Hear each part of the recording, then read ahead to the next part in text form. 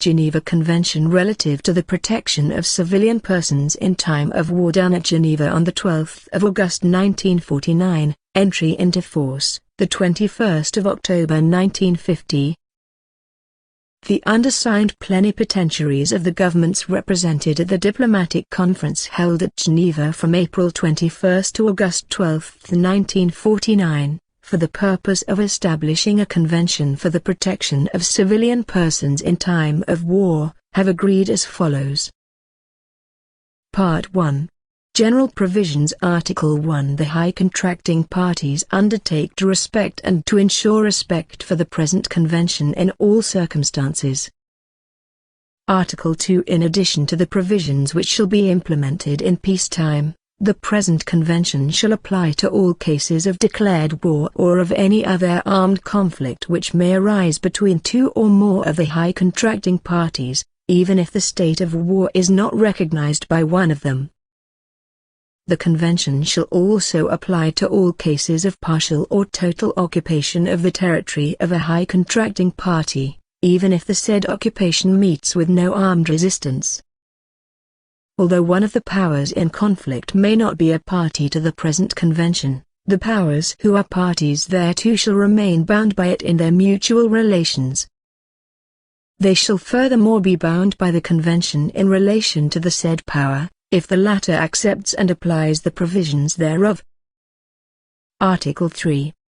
In the case of armed conflict not of an international character occurring in the territory of one of the high contracting parties, each party to the conflict shall be bound to apply, as a minimum, the following provisions. 1. Persons taking no active part in the hostilities, including members of armed forces who have laid down their arms and those placed hors de combat by sickness, wounds, detention, or any other cause, shall in all circumstances be treated humanely, without any adverse distinction founded on race, color, religion or faith, sex, birth or wealth, or any other similar criteria. To this end, the following acts are and shall remain prohibited at any time and in any place whatsoever with respect to the above-mentioned persons. A. Violence to life and person, in particular murder of all kinds, mutilation, cruel treatment and torture. B. Taking of hostages. C. Outrages upon personal dignity, in particular humiliating and degrading treatment. D. The passing of sentences and the carrying out of executions without previous judgment pronounced by a regularly constituted court, affording all the judicial guarantees which are recognized as indispensable by civilized peoples. 2. The wounded and sick shall be collected and cared for. An impartial humanitarian body, such as the International Committee of the Red Cross, may offer its services to the parties to the conflict. The parties to the conflict should further endeavor to bring into force, by means of special agreements, all or part of the other provisions of the present convention. The application of the preceding provisions shall not affect the legal status of the parties to the conflict. Article 4. Persons protected by the Convention are those who at a given moment and in any manner whatsoever, find themselves, in case of a conflict or occupation, in the hands of a party to the conflict or occupying power of which they are not nationals. Nationals of a state which is not bound by the Convention are not protected by it. Nationals of a neutral state who find themselves in the territory of a belligerent state, and nationals of a co-belligerent state, shall not be regarded as protected persons while the state of which they are nationals has normal diplomatic representation in the state in whose hands they are. The provisions of Part 2 are, however, wider in application, as defined in Article 13.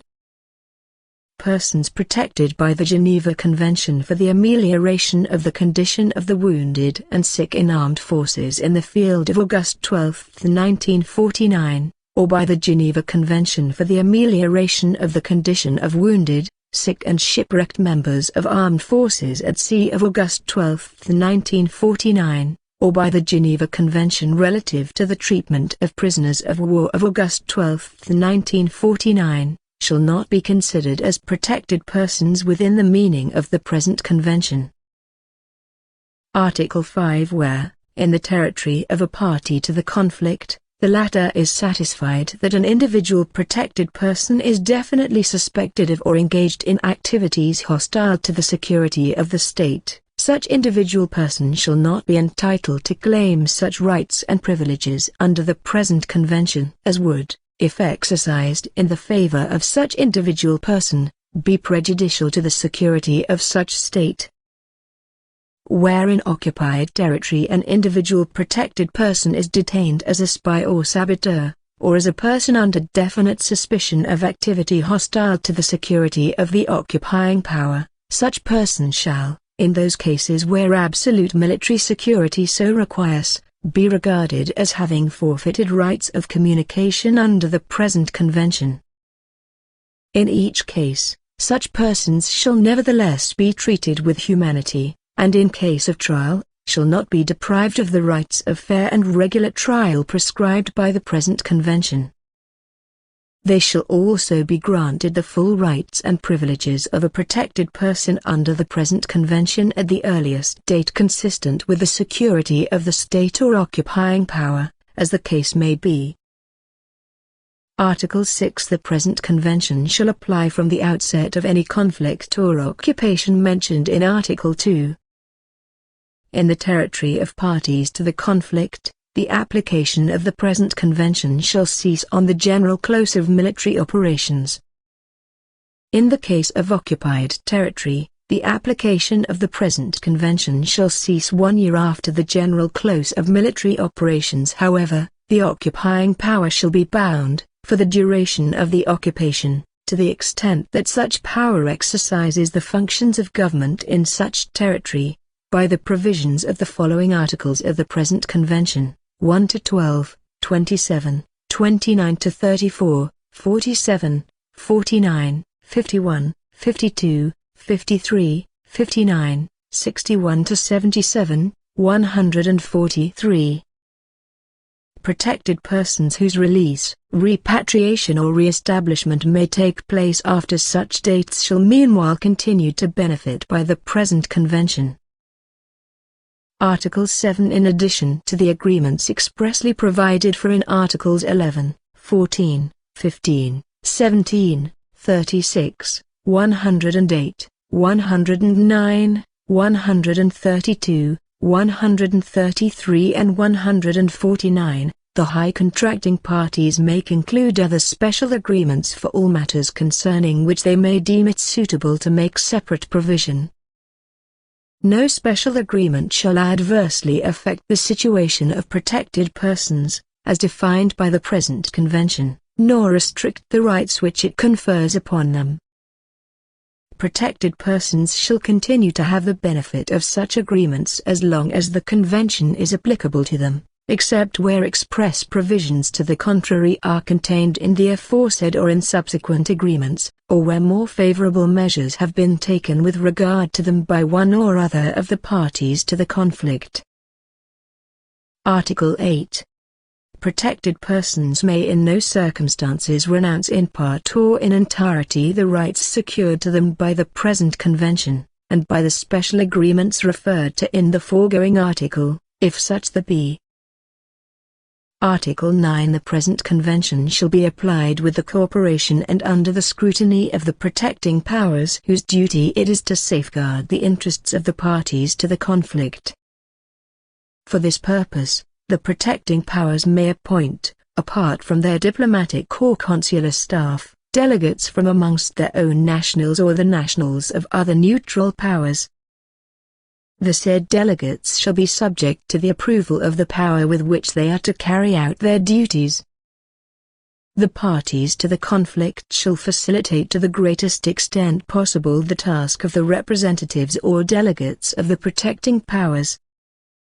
The representatives or delegates of the protecting powers shall not in any case exceed their mission under the present convention.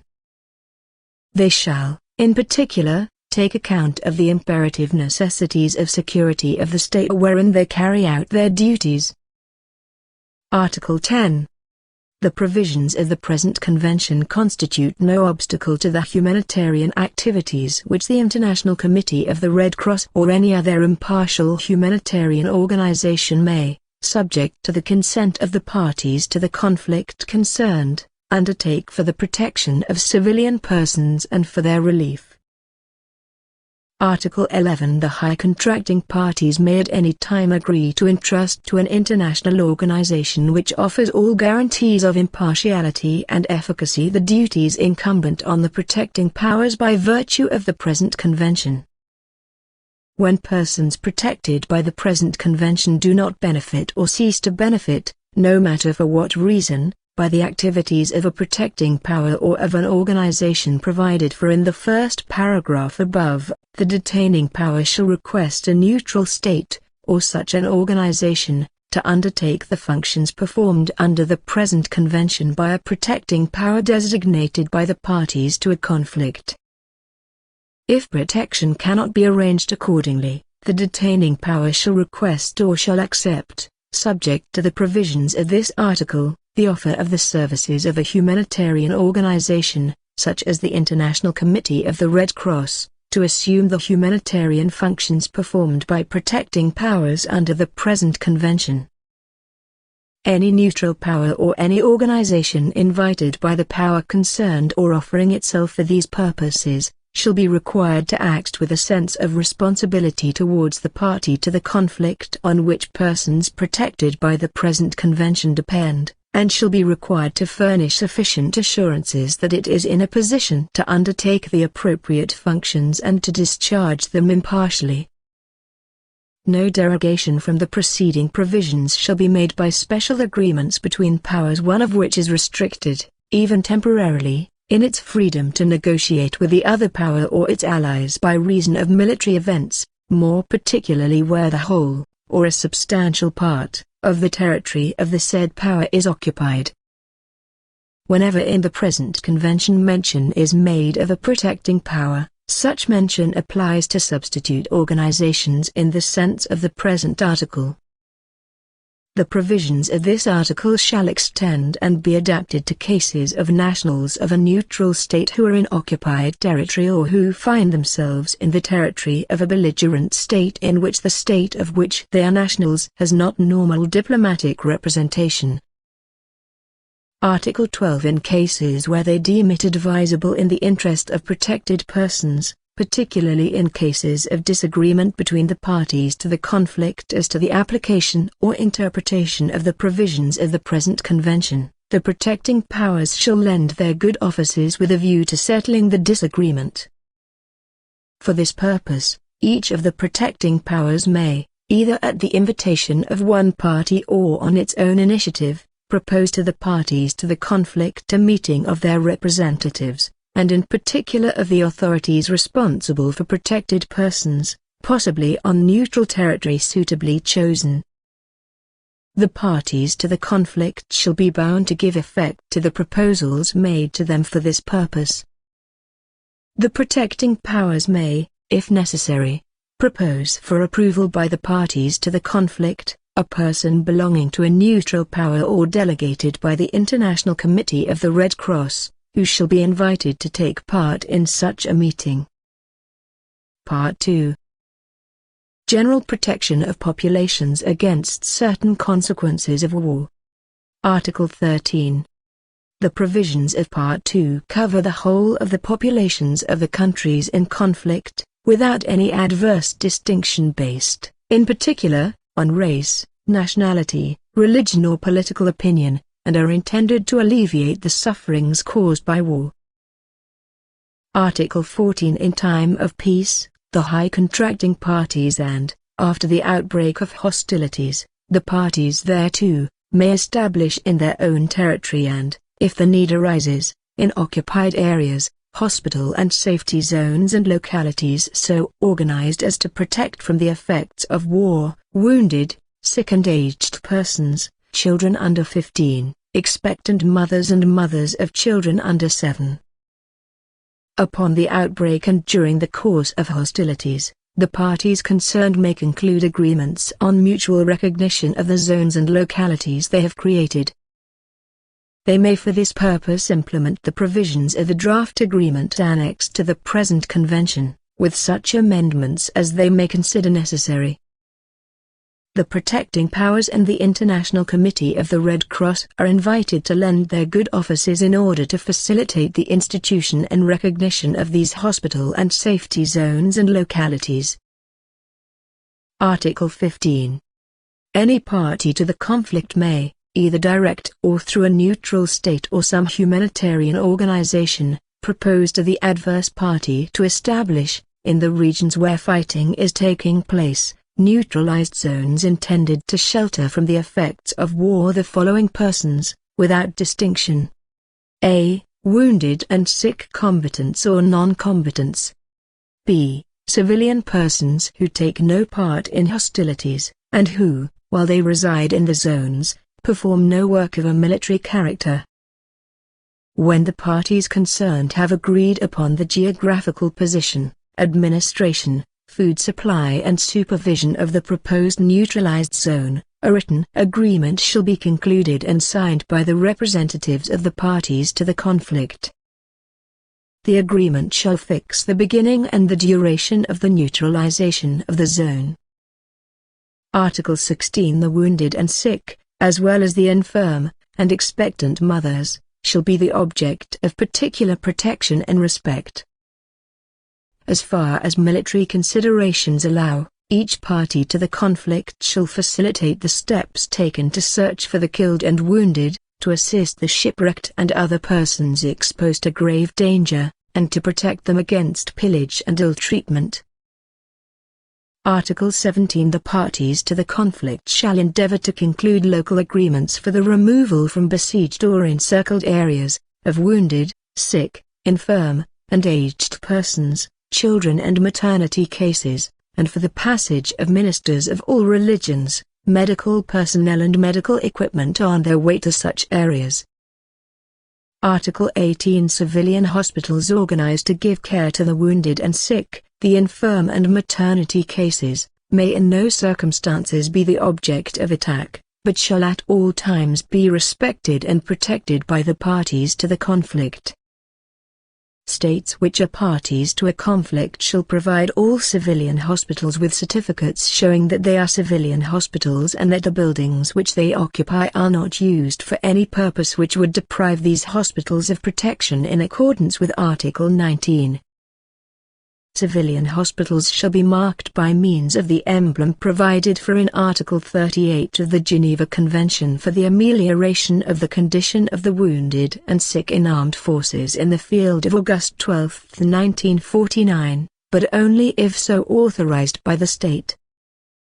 The parties to the conflict shall, insofar as military considerations permit, take the necessary steps to make the distinctive emblems indicating civilian hospitals clearly visible to the enemy land, air and naval forces in order to obviate the possibility of any hostile action.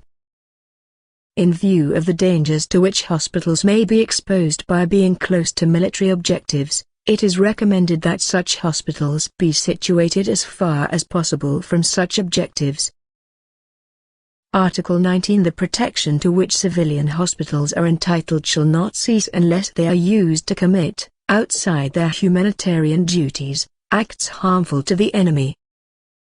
Protection may, however, cease only after due warning has been given, naming, in all appropriate cases, a reasonable time limit, and after such warning has remained unheeded. The fact that sick or wounded members of the armed forces are nursed in these hospitals, or the presence of small arms and ammunition taken from such combatants and not yet handed to the proper service, shall not be considered to be acts harmful to the enemy. Article 20. Persons regularly and solely engaged in the operation and administration of civilian hospitals, including the personnel engaged in the search for, removal and transporting of and caring for wounded and sick civilians, the infirm and maternity cases, shall be respected and protected. In occupied territory and in zones of military operations, the above personnel shall be recognizable by means of an identity card certifying their status, bearing the photograph of the holder and embossed with the stamp of the responsible authority, and also by means of a stamped, water-resistant armlet which they shall wear on the left arm while carrying out their duties. This armlet shall be issued by the state and shall bear the emblem provided for in Article 38 of the Geneva Convention for the amelioration of the condition of the wounded and sick in armed forces in the field of August 12, 1949. Other personnel who are engaged in the operation and administration of civilian hospitals shall be entitled to respect and protection and to wear the armlet, as provided in and under the conditions prescribed in this article, while they are employed on such duties. The identity card shall state the duties on which they are employed. The management of each hospital shall at all times hold at the disposal of the competent national or occupying authorities an up-to-date list of such personnel. Article 21. Convoys of vehicles or hospital trains on land or specially provided vessels on sea, conveying wounded and sick civilians, the infirm and maternity cases, shall be respected and protected in the same manner as the hospitals provided for in Article 18, and shall be marked, with the consent of the state, by the display of the distinctive emblem provided for in Article 38 of the Geneva Convention for the amelioration of the condition of the wounded and sick in armed forces in the field of August 12, 1949. Article 22. Aircraft exclusively employed for the removal of wounded and sick civilians, the infirm and maternity cases, or for the transport of medical personnel and equipment, shall not be attacked, but shall be respected while flying at heights, times and on routes specifically agreed upon between all the parties to the conflict concerned.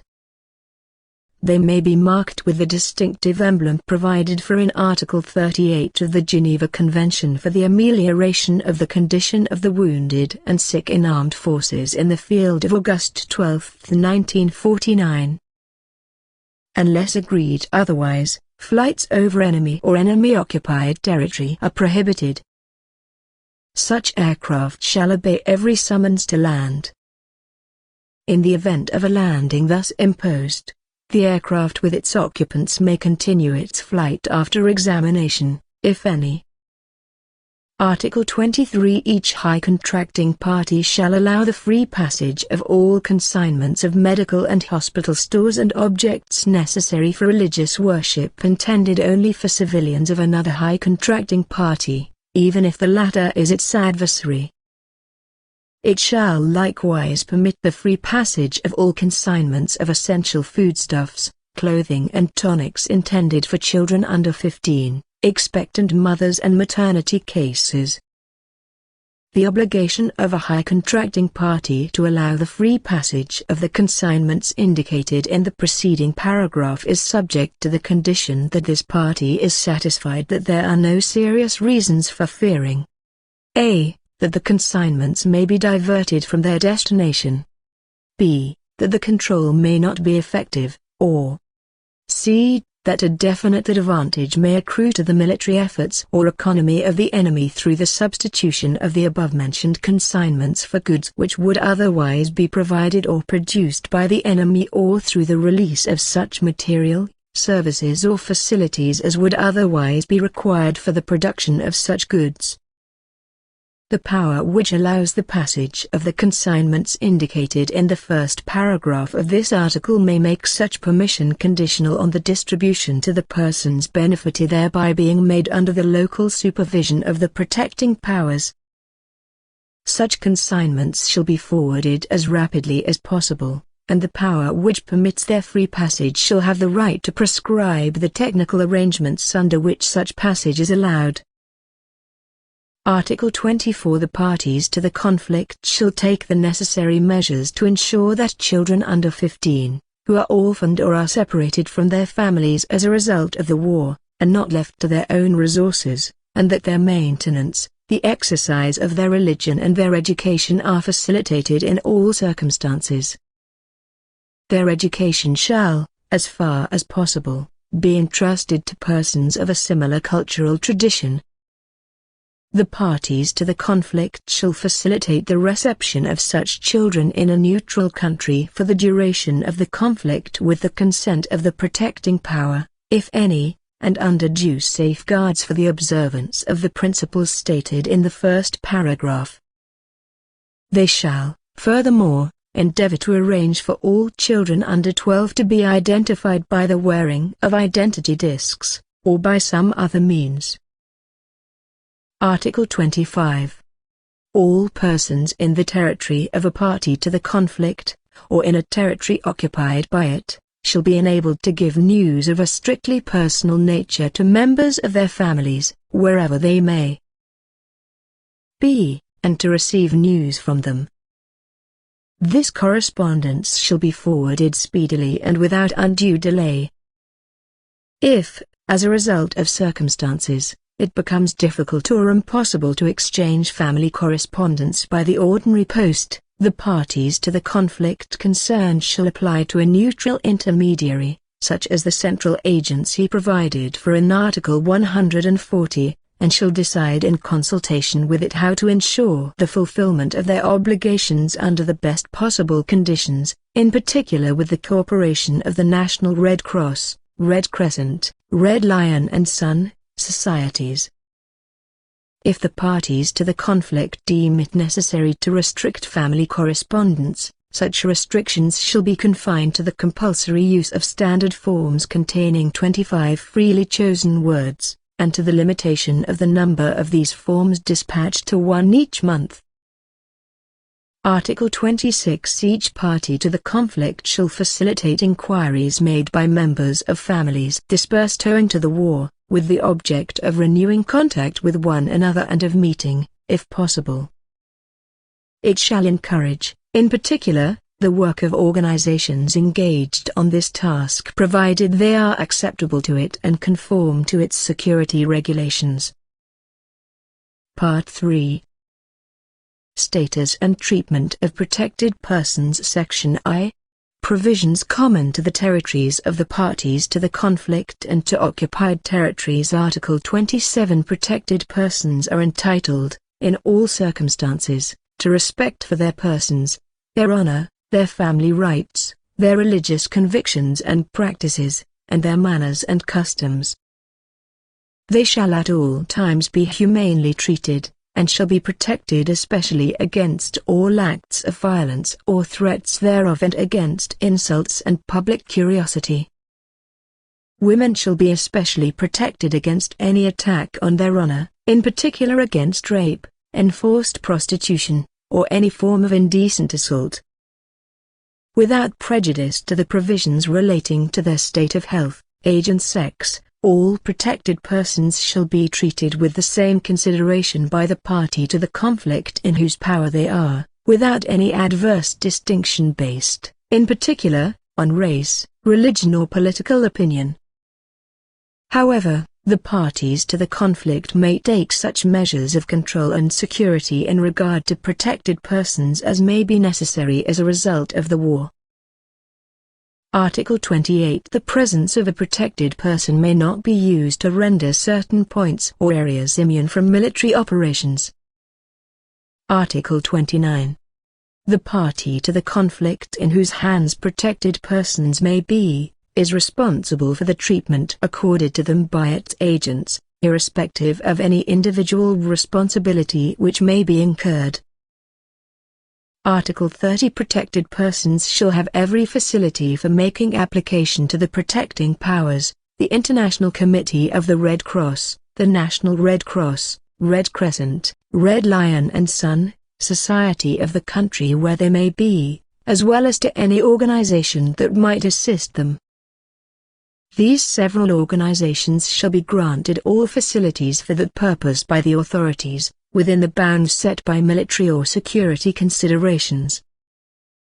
Apart from the visits of the delegates of the protecting powers and of the International Committee of the Red Cross, provided for by Article 143, the detaining or occupying powers shall facilitate as much as possible visits to protected persons by the representatives of other organizations whose object is to give spiritual aid or material relief to such persons.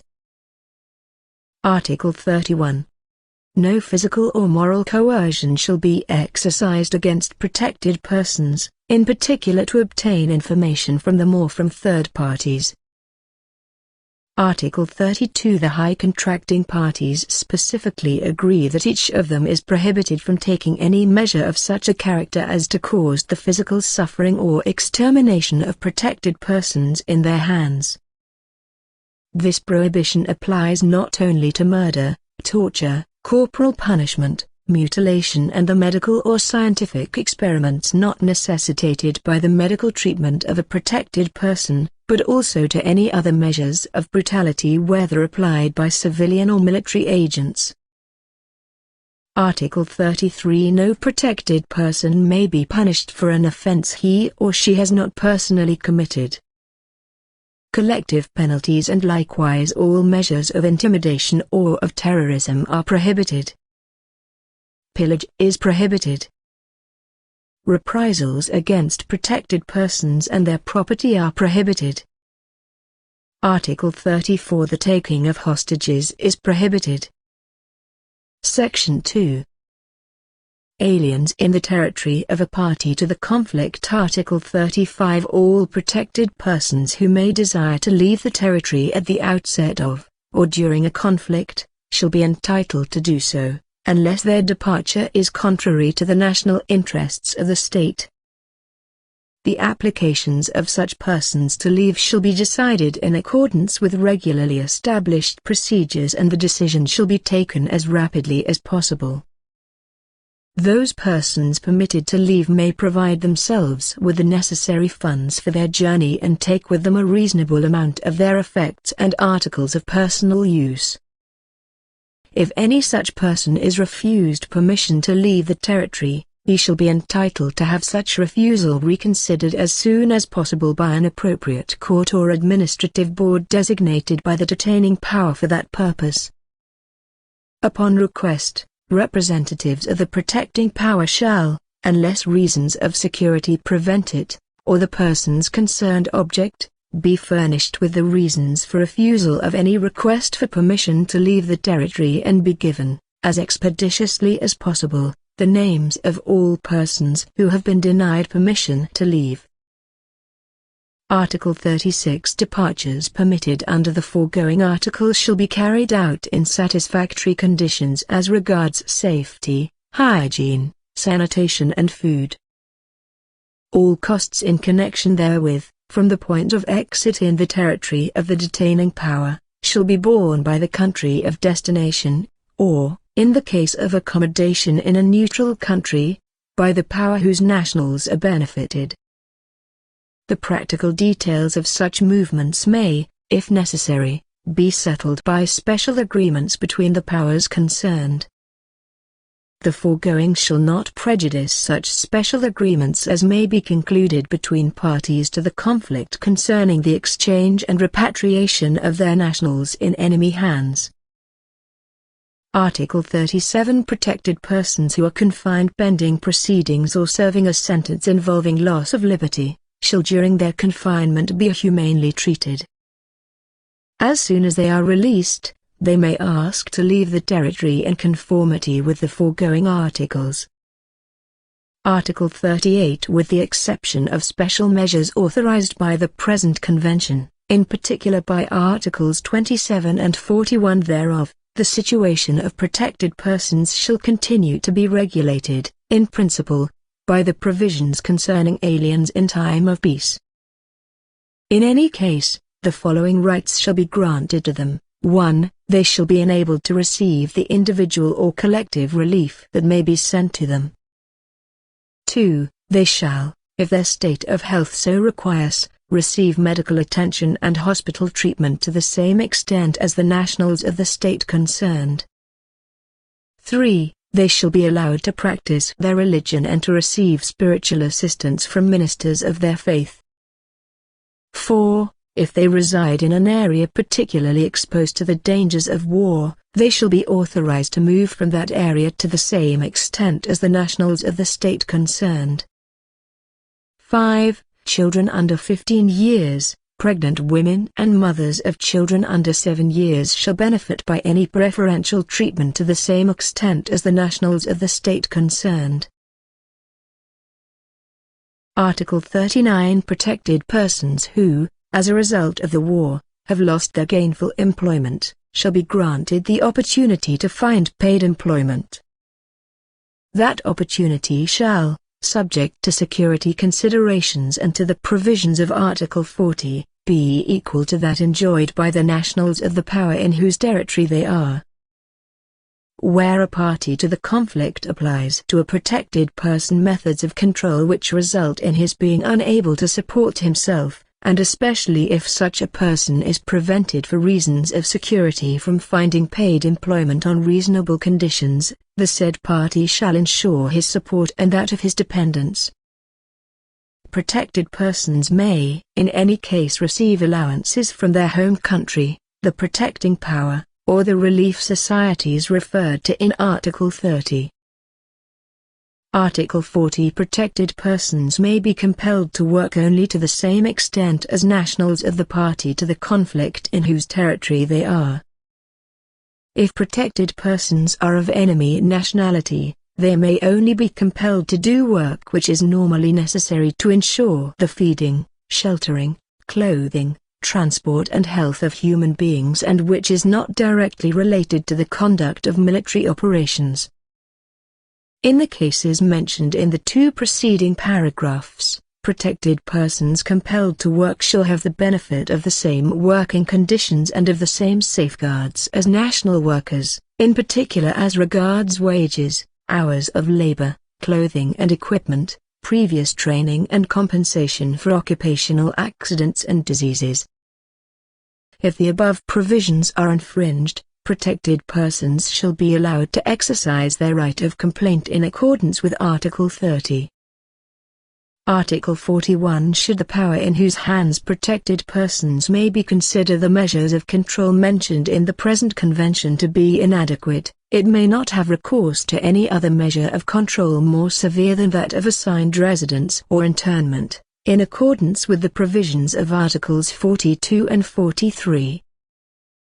In applying the provisions of Article 39, second paragraph, to the cases of persons required to leave their usual places of residence by virtue of a decision placing them in assigned residence elsewhere, the detaining power shall be guided as closely as possible by the standards of welfare set forth in Part 3, Section 4 of this Convention. Article 42. The internment or placing in assigned residence of protected persons may be ordered only if the security of the detaining power makes it absolutely necessary. If any person, acting through the representatives of the protecting power, voluntarily demands internment, and if his situation renders this step necessary, he shall be interned by the power in whose hands he may be.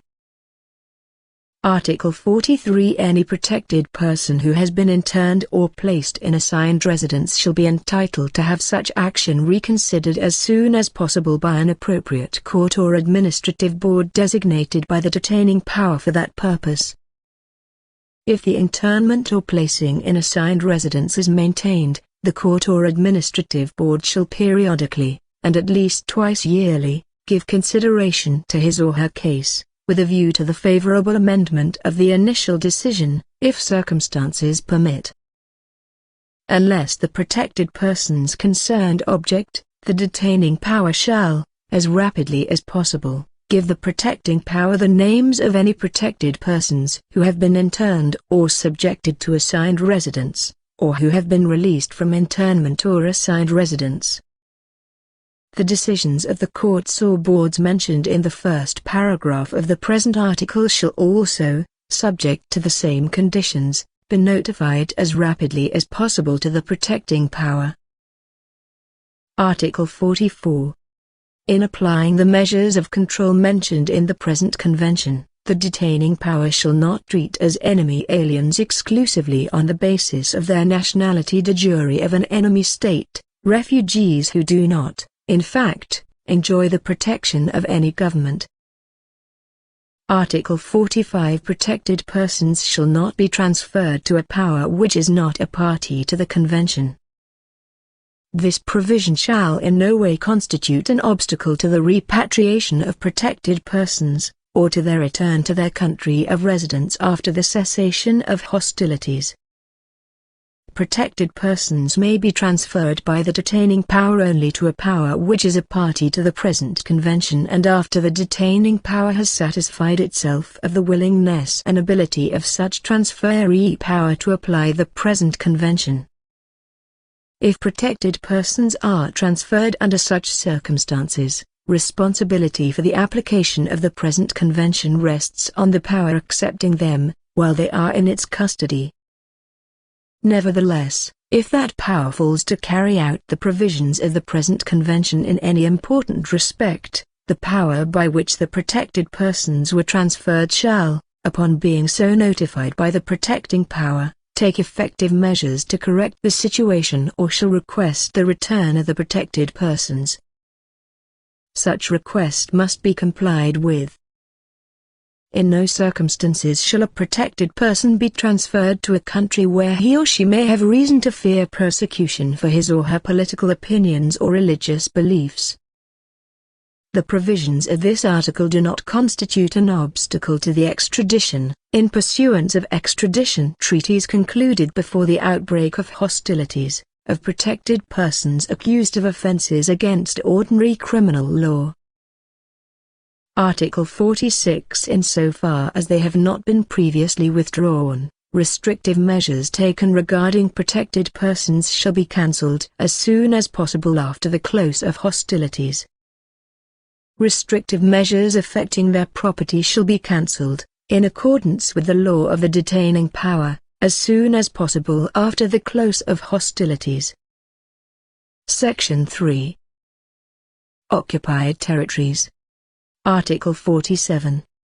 Protected persons who are in occupied territory shall not be deprived, in any case or in any manner whatsoever, of the benefits of the present convention by any change introduced, as the result of the occupation of a territory, into the institutions or government of the said territory, nor by any agreement concluded between the authorities of the occupied territories and the occupying power, nor by any annexation by the latter of the whole or part of the occupied territory. Article 48. Protected persons who are not nationals of the power whose territory is occupied, may avail themselves of the right to leave the territory subject to the provisions of Article 35, and decisions thereon shall be taken according to the procedure which the occupying power shall establish in accordance with the said article. Article 49. Individual or mass forcible transfers, as well as deportations of protected persons from occupied territory to the territory of the occupying power or to that of any other country, occupied or not, are prohibited, regardless of their motive. Nevertheless, the occupying power may undertake total or partial evacuation of a given area if the security of the population or imperative military reasons so demand. Such evacuations may not involve the displacement of protected persons outside the bounds of the occupied territory except when for material reasons it is impossible to avoid such displacement. Persons thus evacuated shall be transferred back to their homes as soon as hostilities in the area in question have ceased. The occupying power undertaking such transfers or evacuations shall ensure, to the greatest practicable extent, that proper accommodation is provided to receive the protected persons, that the removals are effected in satisfactory conditions of hygiene, health, safety and nutrition, and that members of the same family are not separated. The protecting power shall be informed of any transfers and evacuations as soon as they have taken place. The occupying power shall not detain protected persons in an area particularly exposed to the dangers of war unless the security of the population or imperative military reasons so demand. The occupying power shall not deport or transfer parts of its own civilian population into the territory it occupies. Article 50. The occupying power shall, with the cooperation of the national and local authorities, facilitate the proper working of all institutions devoted to the care and education of children. The occupying power shall take all necessary steps to facilitate the identification of children and the registration of their parentage. It may not, in any case, change their personal status, nor enlist them in formations or organizations subordinate to it. Should the local institutions be inadequate for the purpose, the occupying power shall make arrangements for the maintenance and education, if possible by persons of their own nationality, language and religion, of children who are orphaned or separated from their parents as a result of the war and who cannot be adequately cared for by a near relative or friend. A special section of the Bureau set up in accordance with Article 136 shall be responsible for taking all necessary steps to identify children whose identity is in doubt. Particulars of their parents or other near relatives should always be recorded if available.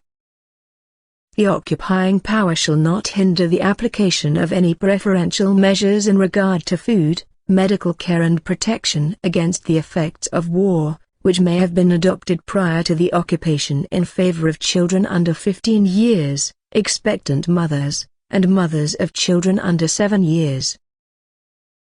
Article 51. The occupying power may not compel protected persons to serve in its armed or auxiliary forces. No pressure or propaganda which aims at securing voluntary enlistment is permitted. The occupying power may not compel protected persons to work unless they are over 18 years of age, and then only on work which is necessary either for the needs of the army of occupation, or for the public utility services, or for the feeding, sheltering, clothing, transportation or health of the population of the occupied country. Protected persons may not be compelled to undertake any work which would involve them in the obligation of taking part in military operations. The occupying power may not compel protected persons to employ forcible means to ensure the security of the installations where they are performing compulsory labor. The work shall be carried out only in the occupied territory where the persons whose services have been requisitioned are. Every such person shall, so far as possible, be kept in his usual place of employment. Workers shall be paid a fair wage and the work shall be proportionate to their physical and intellectual capacities. The legislation in force in the occupied country concerning working conditions, and safeguards as regards, in particular, such matters as wages, hours of work, equipment, preliminary training and compensation for occupational accidents and diseases, shall be applicable to the protected persons assigned to the work referred to in this article. In no case shall requisition of labor lead to a mobilization of workers in an organization of a military or semi-military character. Article 52. No contract, agreement or regulation shall impair the right of any worker, whether voluntary or not and wherever he may be, to apply to the representatives of the protecting power in order to request the said power's intervention. All measures aiming at creating unemployment or at restricting the opportunities offered to workers in an occupied territory, in order to induce them to work for the occupying power, are prohibited. Article 53. Any destruction by the occupying power of real or personal property belonging individually or collectively to private persons, or to the state, or to other public authorities, or to social or cooperative organizations, is prohibited, except where such destruction is rendered absolutely necessary by military operations. Article 54. The occupying power may not alter the status of public officials or judges in the occupied territories, or in any way apply sanctions to or take any measures of coercion or discrimination against them, should they abstain from fulfilling their functions for reasons of conscience. This prohibition does not prejudice the application of the second paragraph of Article 51. It does not affect the right of the occupying power to remove public officials from their posts. Article 55. To the fullest extent of the means available to it, the occupying power has the duty of ensuring the food and medical supplies of the population. It should, in particular, bring in the necessary foodstuffs, medical stores and other articles if the resources of the occupied territory are inadequate. The occupying power may not requisition foodstuffs, articles or medical supplies available in the occupied territory, except for use by the occupation forces and administration personnel, and then only if the requirements of the civilian population have been taken into account. Subject to the provisions of other international conventions, the occupying power shall make arrangements to ensure that fair value is paid for any requisitioned goods. The protecting power shall, at any time, be at liberty to verify the state of the food and medical supplies in occupied territories, except where temporary restrictions are made necessary by imperative military requirements. Article 56. To the fullest extent of the means available to it, the occupying power has the duty of ensuring and maintaining, with the cooperation of national and local authorities, the medical and hospital establishments and services, public health and hygiene in the occupied territory, with particular reference to the adoption and application of the prophylactic and preventive measures necessary to combat the spread of contagious diseases and epidemics. Medical personnel of all categories shall be allowed to carry out their duties. If new hospitals are set up in occupied territory and if the competent organs of the occupied state are not operating there, the occupying authorities shall, if necessary, grant them the recognition provided for in Article 18. In similar circumstances, the occupying authorities shall also grant recognition to hospital personnel and transport vehicles under the provisions of Articles 20 and 21. In adopting measures of health and hygiene and in their implementation, the occupying power shall take into consideration the moral and ethical susceptibilities of the population of the occupied territory.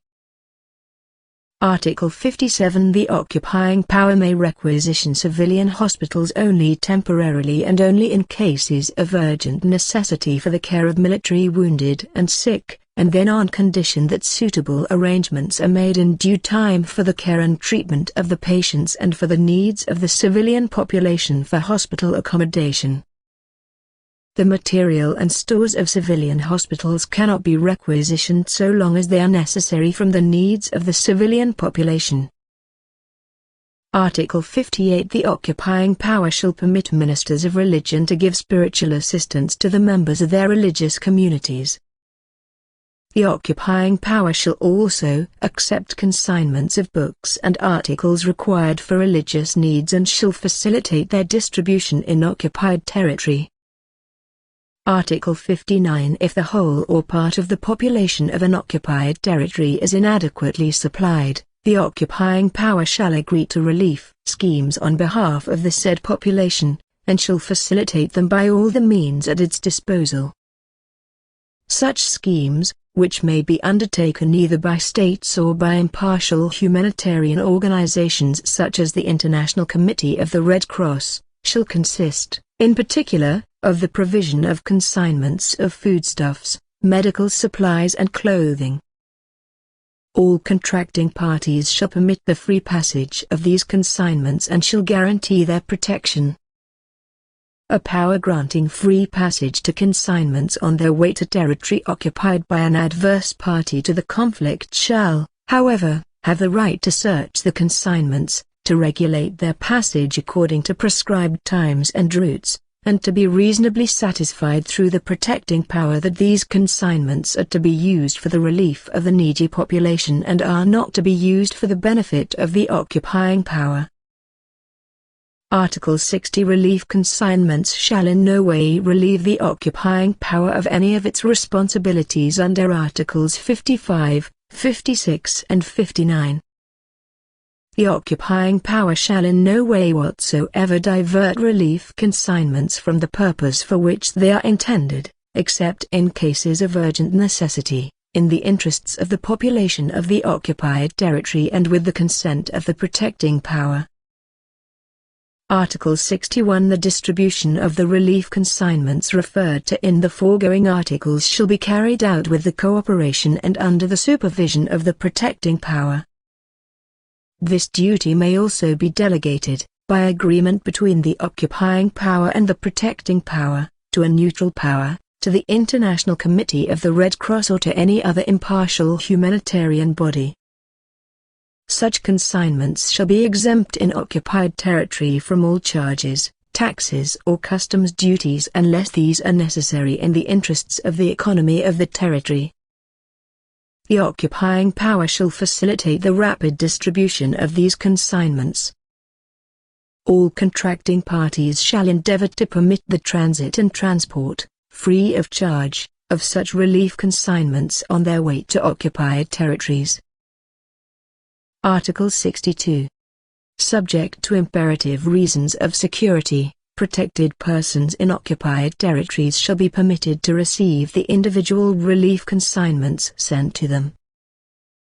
Article 63. Subject to temporary and exceptional measures imposed for urgent reasons of security by the occupying power, a. Recognized National Red Cross, Red Crescent, Red Lion and Sun societies shall be able to pursue their activities in accordance with Red Cross principles, as defined by the International Red Cross conferences. Other relief societies shall be permitted to continue their humanitarian activities under similar conditions. b. The occupying power may not require any changes in the personnel or structure of these societies, which would prejudice the aforesaid activities. The same principles shall apply to the activities and personnel of special organizations of a non-military character, which already exist or which may be established, for the purpose of ensuring the living conditions of the civilian population by the maintenance of the essential public utility services, by the distribution of relief and by the organization of rescues. Article 64. The penal laws of the occupied territory shall remain in force, with the exception that they may be repealed or suspended by the occupying power in cases where they constitute a threat to its security or an obstacle to the application of the present convention. Subject to the latter consideration and to the necessity for ensuring the effective administration of justice, the tribunals of the occupied territory shall continue to function in respect of all offences covered by the said laws. The occupying power may, however, subject the population of the occupied territory to provisions which are essential to enable the occupying power to fulfill its obligations under the present convention, to maintain the orderly government of the territory, and to ensure the security of the occupying power, of the members and property of the occupying forces or administration, and likewise of the establishments and lines of communication used by them. Article 65. The penal provisions enacted by the occupying power shall not come into force before they have been published and brought to the knowledge of the inhabitants in their own language. The effect of these penal provisions shall not be retroactive. Article 66. In case of a breach of the penal provisions promulgated by it by virtue of the second paragraph of Article 64, the occupying power may hand over the accused to its properly constituted, non-political military courts, on condition that the said courts sit in the occupied country. Courts of appeal shall preferably sit in the occupied country. Article 67. The courts shall apply only those provisions of law which were applicable prior to the offense, and which are in accordance with general principles of law, in particular the principle that the penalty shall be proportionate to the offense. They shall take into consideration the fact that the accused is not a national of the occupying power.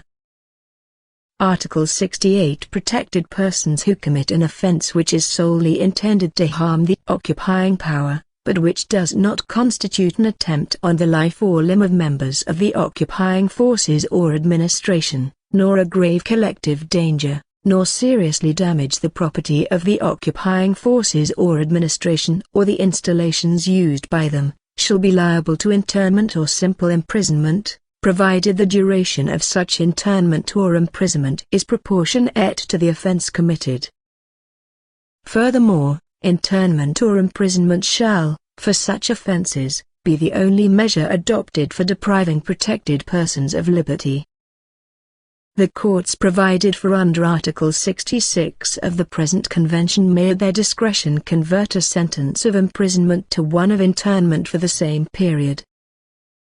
The penal provisions promulgated by the occupying power in accordance with Articles 64 and 65 may impose the death penalty on a protected person only in cases where the person is guilty of espionage, of serious acts of sabotage against the military installations of the occupying power, or of intentional offences which have caused the death of one or more persons, provided that such offences were punishable by death under the law of the occupied territory in force before the occupation began. The death penalty may not be pronounced against a protected person unless the attention of the court has been particularly called to the fact that since the accused is not a national of the occupying power, he is not bound to it by any duty of allegiance.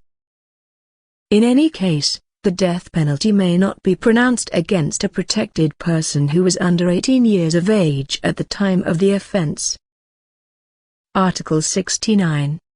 In all cases, the duration of the period during which a protected person accused of an offense is under arrest awaiting trial or punishment shall be deducted from any period of imprisonment awarded. Article 70. Protected persons shall not be arrested, prosecuted or convicted by the occupying power for acts committed or for opinions expressed before the occupation, or during a temporary interruption thereof, with the exception of breaches of the laws and customs of war. Nationals of the occupying power who, before the outbreak of hostilities, have sought refuge in the territory of the occupied state, shall not be arrested, prosecuted, convicted or deported from the occupied territory, except for offences committed after the outbreak of hostilities, or for offences under common law committed before the outbreak of hostilities which, according to the law of the occupied state, would have justified extradition in time of peace. Article 71. No sentence shall be pronounced by the competent courts of the occupying power except after a regular trial. Accused persons who are prosecuted by the occupying power shall be promptly informed, in writing, in a language which they understand, of the particulars of the charges preferred against them, and shall be brought to trial as rapidly as possible. The protecting power shall be informed of all proceedings instituted by the occupying power against protected persons in respect of charges involving the death penalty or imprisonment for 2 years or more. It shall be enabled, at any time, to obtain information regarding the state of such proceedings. Furthermore, the protecting power shall be entitled, on request, to be furnished with all particulars of these and of any other proceedings instituted by the occupying power against protected persons. The notification to the protecting power, as provided for in the second paragraph above, shall be sent immediately, and shall in any case reach the protecting power 3 weeks before the date of the first hearing. Unless, at the opening of the trial, evidence is submitted that the provisions of this article are fully complied with, the trial shall not proceed. The notification shall include the following particulars: a. Description of the accused, b. Place of residence or detention, c. Specification of the charge or charges, with mention of the penal provisions under which it is brought, d. Designation of the court which will hear the case, e. Place and date of the first hearing. Article 72. Accused persons shall have the right to present evidence necessary to their defense and may, in particular, call witnesses. They shall have the right to be assisted by a qualified advocate or counsel of their own choice, who shall be able to visit them freely and shall enjoy the necessary facilities for preparing the defense. Failing a choice by the accused, the protecting power may provide him with an advocate or counsel. When an accused person has to meet a serious charge and the protecting power is not functioning, the occupying power, subject to the consent of the accused, shall provide an advocate or counsel. Accused persons shall, unless they freely waive such assistance, be aided by an interpreter, both during preliminary investigation and during the hearing in court. They shall have the right at any time to object to the interpreter and to ask for his replacement. Article 73. A convicted person shall have the right of appeal provided for by the laws applied by the court. He shall be fully informed of his right to appeal or petition and of the time limit within which he may do so. The penal procedure provided in the present section shall apply, as far as it is applicable, to appeals. Where the laws applied by the court make no provision for appeals, the convicted person shall have the right to petition against the finding and sentence to the competent authority of the occupying power. Article 74. Representatives of the protecting power shall have the right to attend the trial of any protected person, unless the hearing has, as an exceptional measure, to be held in camera in the interests of the security of the occupying power, which shall then notify the protecting power. A notification in respect of the date and place of trial shall be sent to the protecting power. Any judgment involving a sentence of death, or imprisonment for 2 years or more, shall be communicated, with the relevant grounds, as rapidly as possible to the protecting power. The notification shall contain a reference to the notification made under Article 71, and, in the case of sentences of imprisonment, the name of the place where the sentence is to be served. A record of judgments other than those referred to above shall be kept by the court and shall be open to inspection by representatives of the protecting power. Any period allowed for appeal in the case of sentences involving the death penalty, or imprisonment of 2 years or more, shall not run until notification of judgment has been received by the protecting power. Article 75. In no case shall persons condemned to death be deprived of the right of petition for pardon or reprieve. No death sentence shall be carried out before the expiration of a period of at least 6 months from the date of receipt by the protecting power of the notification of the final judgment confirming such death sentence, or of an order denying pardon or reprieve. The 6 months period of suspension of the death sentence herein prescribed may be reduced in individual cases in circumstances of grave emergency involving an organized threat to the security of the occupying power or its forces, provided always that the protecting power is notified of such reduction and is given reasonable time and opportunity to make representations to the competent occupying authorities in respect of such death sentences.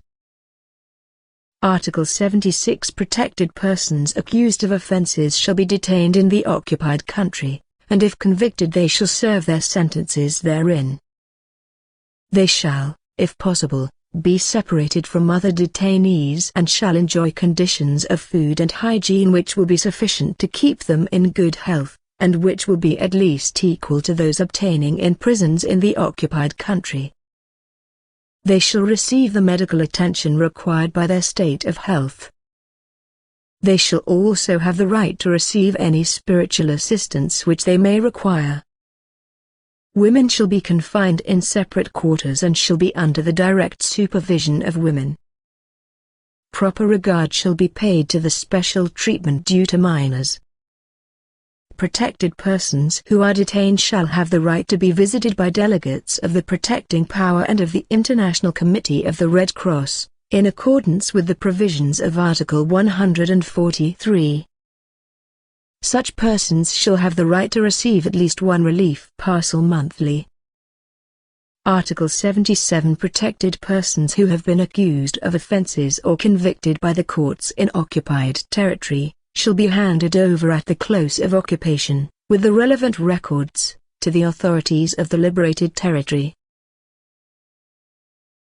Article 78. If the occupying power considers it necessary, for imperative reasons of security, to take safety measures concerning protected persons, it may, at the most, subject them to assigned residence or to internment.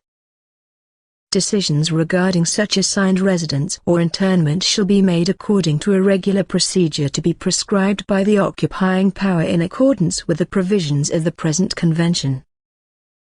This procedure shall include the right of appeal for the parties concerned. appeals shall be decided with the least possible delay. In the event of the decision being upheld, it shall be subject to periodical review, if possible every 6 months, by a competent body set up by the said power. Protected persons made subject to assigned residence and thus required to leave their homes shall enjoy the full benefit of Article 39 of the present Convention. Section 4. Regulations for the treatment of internees. Chapter 1. General Provisions. Article 79. The parties to the conflict shall not intern protected persons, except in accordance with the provisions of Articles 41, 42, 43, 68 and 78. Article 80. Internees shall retain their full civil capacity and shall exercise such attendant rights as may be compatible with their status. Article 81. Parties to the conflict who intern protected persons shall be bound to provide free of charge for their maintenance, and to grant them also the medical attention required by their state of health. No deduction from the allowances, salaries or credits due to the internees shall be made for the repayment of these costs. The detaining power shall provide for the support of those dependent on the internees, if such dependents are without adequate means of support or are unable to earn a living. Article 82. The detaining power shall, as far as possible, accommodate the internees according to their nationality, language and customs. Internees who are nationals of the same country shall not be separated merely because they have different languages. Throughout the duration of their internment, members of the same family, and in particular parents and children, shall be lodged together in the same place of internment, except when separation of a temporary nature is necessitated for reasons of employment or health or for the purposes of enforcement of the provisions of Chapter 9 of the present section. Internees may request that their children who are left at liberty without parental care shall be interned with them. Wherever possible, interned members of the same family shall be housed in the same premises and given separate accommodation from other internees, together with facilities for leading a proper family life. Chapter 2. Places of internment. Article 83. The detaining power shall not set up places of internment in areas particularly exposed to the dangers of war. The detaining power shall give the enemy powers, through the intermediary of the protecting powers, all useful information regarding the geographical location of places of internment. Whenever military considerations permit, internment camps shall be indicated by the letters IC, placed so as to be clearly visible in the daytime from the air. The powers concerned may, however, agree upon any other system of marking. No place other than an internment camp shall be marked as such. Article 84. Internees shall be accommodated and administered separately from prisoners of war and from persons deprived of liberty for any other reason. Article 85. The detaining power is bound to take all necessary and possible measures to ensure that protected persons shall, from the outset of their internment, be accommodated in buildings or quarters which afford every possible safeguard as regards hygiene and health, and provide efficient protection against the rigors of the climate and the effects of the war. In no case shall permanent places of internment be situated in unhealthy areas or in districts the climate of which is injurious to the internees. In all cases where the district, in which a protected person is temporarily interned, is in an unhealthy area or has a climate which is harmful to his health, he shall be removed to a more suitable place of internment as rapidly as circumstances permit. The premises shall be fully protected from dampness, adequately heated and lighted, in particular between dusk and lights out. The sleeping quarters shall be sufficiently spacious and well ventilated, and the internees shall have suitable bedding and sufficient blankets, account being taken of the climate, and the age, sex, and state of health of the internees. Internees shall have for their use, day and night, sanitary conveniences which conform to the rules of hygiene and are constantly maintained in a state of cleanliness. They shall be provided with sufficient water and soap for their daily personal toilet and for washing. Their personal laundry installations and facilities necessary for this purpose shall be granted to them. Showers or baths shall also be available. The necessary time shall be set aside for washing and for cleaning. Whenever it is necessary, as an exceptional and temporary measure, to accommodate women internees who are not members of a family unit in the same place of internment as men, the provision of separate sleeping quarters and sanitary conveniences for the use of such women internees shall be obligatory. Article 86. The detaining power shall place at the disposal of interned persons, of whatever denomination, premises suitable for the holding of their religious services. Article 87. Canteens shall be installed in every place of internment, except where other suitable facilities are available. Their purpose shall be to enable internees to make purchases, at prices not higher than local market prices, of foodstuffs and articles of everyday use, including soap and tobacco, such as would increase their personal well-being and comfort. Profits made by canteens shall be credited to a welfare fund to be set up for each place of internment, and administered for the benefit of the internees attached to such place of internment. The internee committee provided for in Article 102 shall have the right to check the management of the canteen and of the said fund. When a place of internment is closed down, the balance of the welfare fund shall be transferred to the welfare fund of a place of internment for internees of the same nationality, or, if such a place does not exist, to a central welfare fund which shall be administered for the benefit of all internees remaining in the custody of the detaining power. In case of a general release, the said profits shall be kept by the detaining power, subject to any agreement to the contrary between the powers concerned. Article 88. In all places of internment exposed to air raids and other hazards of war, shelters adequate in number and structure to ensure the necessary protection shall be installed. In case of alarms, the internees shall be free to enter such shelters as quickly as possible, excepting those who remain for the protection of their quarters against the aforesaid hazards. Any protective measures taken in favor of the population shall also apply to them. All due precautions must be taken in places of internment against the danger of fire. Chapter 3. Food and Clothing. Article 89. Daily food rations for internees shall be sufficient in quantity, quality and variety to keep internees in a good state of health and prevent the development of nutritional deficiencies. Account shall also be taken of the customary diet of the internees.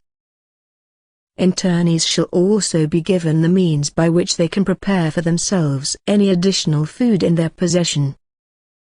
Sufficient drinking water shall be supplied to internees. The use of tobacco shall be permitted. Internees who work shall receive additional rations in proportion to the kind of labor which they perform. Expectant and nursing mothers and children under 15 years of age shall be given additional food, in proportion to their physiological needs. Article 90. When taken into custody, internees shall be given all facilities to provide themselves with the necessary clothing, footwear and change of underwear, and later on, to procure further supplies if required. Should any internees not have sufficient clothing, account being taken of the climate, and be unable to procure any, it shall be provided free of charge to them by the detaining power.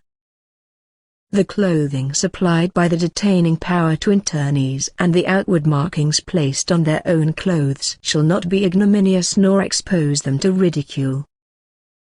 Workers shall receive suitable working outfits, including protective clothing, whenever the nature of their work so requires. Chapter 4. Hygiene and medical attention. Article 91. Every place of internment shall have an adequate infirmary, under the direction of a qualified doctor, where internees may have the attention they require, as well as an appropriate diet. Isolation wards shall be set aside for cases of contagious or mental diseases. Maternity cases and internees suffering from serious diseases, or whose condition requires special treatment, a surgical operation or hospital care, must be admitted to any institution where adequate treatment can be given and shall receive care not inferior to that provided for the general population. Internees shall, for preference, have the attention of medical personnel of their own nationality. Internees may not be prevented from presenting themselves to the medical authorities for examination. The medical authorities of the detaining power shall, upon request, issue to every internee who has undergone treatment an official certificate showing the nature of his illness or injury, and the duration and nature of the treatment given. A duplicate of this certificate shall be forwarded to the central agency provided for in Article 140. Treatment, including the provision of any apparatus necessary for the maintenance of internees in good health, particularly dentures and other artificial appliances and spectacles, shall be free of charge to the internee. Article 92. Medical inspections of internees shall be made at least once a month.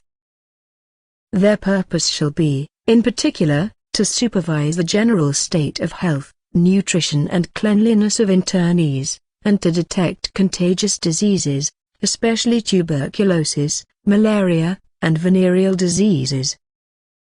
Such inspections shall include, in particular, the checking of weight of each internee and, at least once a year, radioscopic examination. Chapter 5.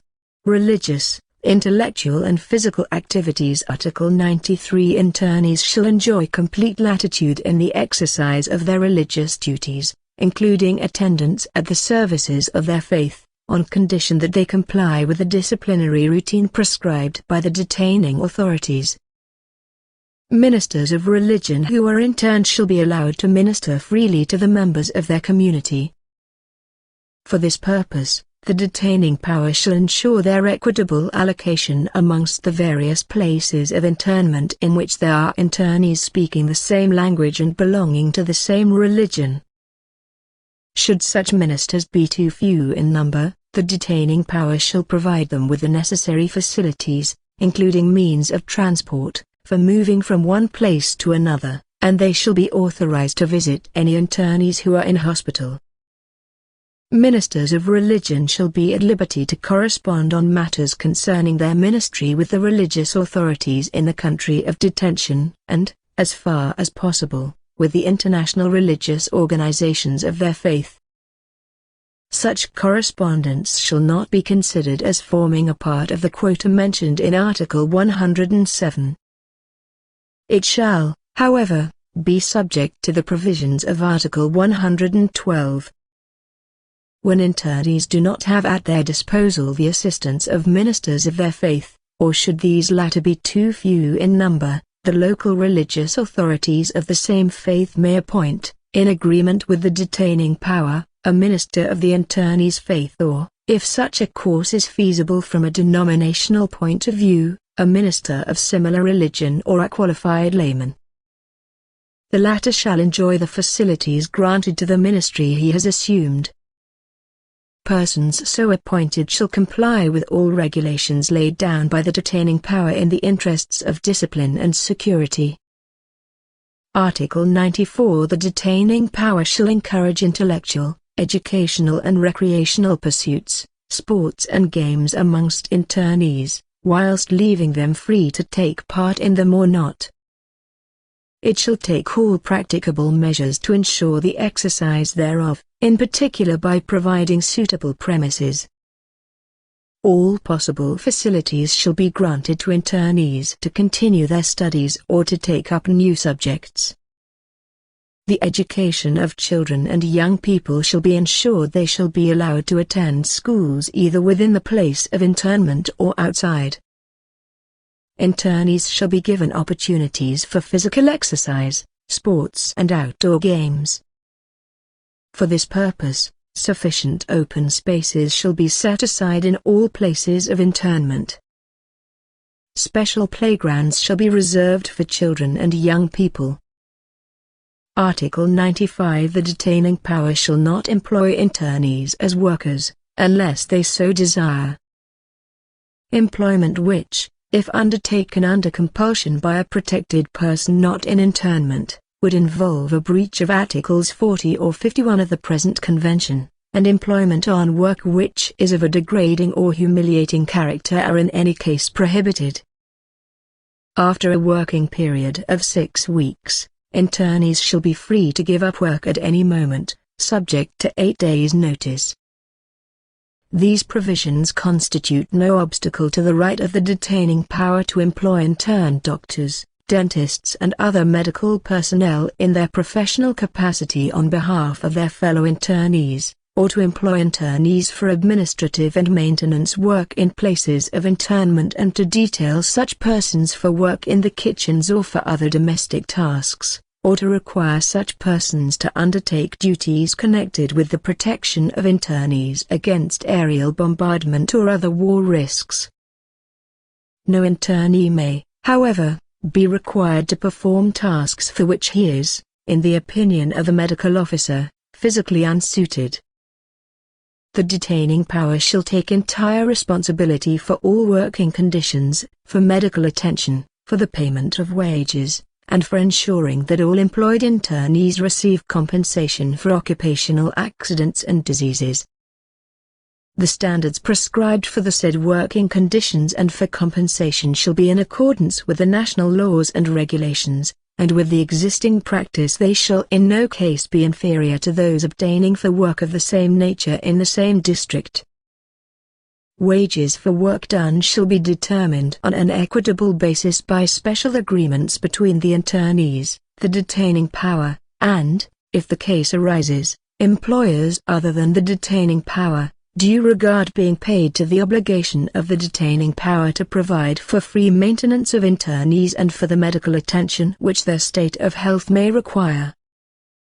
Internees permanently detailed for categories of work mentioned in the third paragraph of this article shall be paid fair wages by the detaining power. The working conditions and the scale of compensation for occupational accidents and diseases to internees, thus detailed, shall not be inferior to those applicable to work of the same nature in the same district. Article 96. All labor detachments shall remain part of and dependent upon a place of internment. The competent authorities of the detaining power and the commandant of a place of internment shall be responsible for the observance in a labor detachment of the provisions of the present Convention.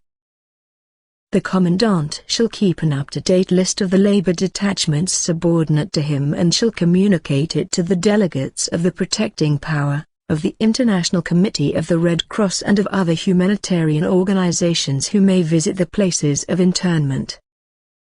Chapter 6. Personal Property and Financial Resources. Article 97. Internees shall be permitted to retain articles of personal use. Monies, checks, bonds, etc., and valuables in their possession may not be taken from them except in accordance with established procedure. Detailed receipts shall be given therefor. The amounts shall be paid into the account of every internee as provided for in Article 98. Such amounts may not be converted into any other currency unless legislation in force in the territory in which the owner is interned so requires or the internee gives his consent. Articles which have above all a personal or sentimental value may not be taken away. A woman internee shall not be searched except by a woman. On release or repatriation, internees shall be given all articles, monies or other valuables taken from them during internment and shall receive in currency the balance of any credit to their accounts kept in accordance with Article 98, with the exception of any articles or amounts withheld by the detaining power by virtue of its legislation in force. If the property of an internee is so withheld, the owner shall receive a detailed receipt. Family or identity documents in the possession of internees may not be taken away without a receipt being given. At no time shall internees be left without identity documents. If they have none, they shall be issued with special documents drawn up by the detaining authorities, which will serve as their identity papers until the end of their internment. Internees may keep on their persons a certain amount of money, in cash or in the shape of purchase coupons, to enable them to make purchases. Article 98. All internees shall receive regular allowances, sufficient to enable them to purchase goods and articles, such as tobacco, toilet requisites, etc. Such allowances may take the form of credits or purchase coupons. Furthermore, internees may receive allowances from the power to which they owe allegiance, the protecting powers, the organizations which may assist them, or their families, as well as the income on their property in accordance with the law of the detaining power. The amount of allowances granted by the power to which they owe allegiance shall be the same for each category of internees, infirm, sick, pregnant women, etc., but may not be allocated by that power or distributed by the detaining power on the basis of discriminations between internees which are prohibited by Article 27 of the present Convention. The detaining power shall open a regular account for every internee, to which shall be credited the allowances named in the present article, the wages earned and the remittances received, together with such sums taken from him as may be available under the legislation in force in the territory in which he is interned. Internees shall be granted all facilities consistent with the legislation in force in such territory to make remittances to their families and to other dependents. They may draw from their accounts the amounts necessary for their personal expenses, within the limits fixed by the detaining power. They shall at all times be afforded reasonable facilities for consulting and obtaining copies of their accounts. A statement of accounts shall be furnished to the protecting power on request, and shall accompany the internee in case of transfer. Chapter 7. Administration and Discipline. Article 99. Every place of internment shall be put under the authority of a responsible officer, chosen from the regular military forces or the regular civil administration of the detaining power. The officer in charge of the place of internment must have in his possession a copy of the present convention in the official language, or one of the official languages, of his country and shall be responsible for its application. The staff in control of internees shall be instructed in the provisions of the present convention and of the administrative measures adopted to ensure its application. The text of the present convention and the texts of special agreements concluded under the said convention shall be posted inside the place of internment, in a language which the internees understand, or shall be in the possession of the internee committee. Regulations, orders, notices and publications of every kind shall be communicated to the internees and posted inside the places of internment, in a language which they understand. Every order and command addressed to internees individually must likewise be given in a language which they understand.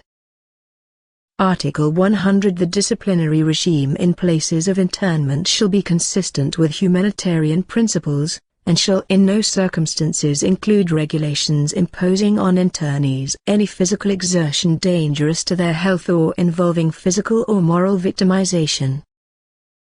Identification by tattooing or imprinting signs or markings on the body is prohibited.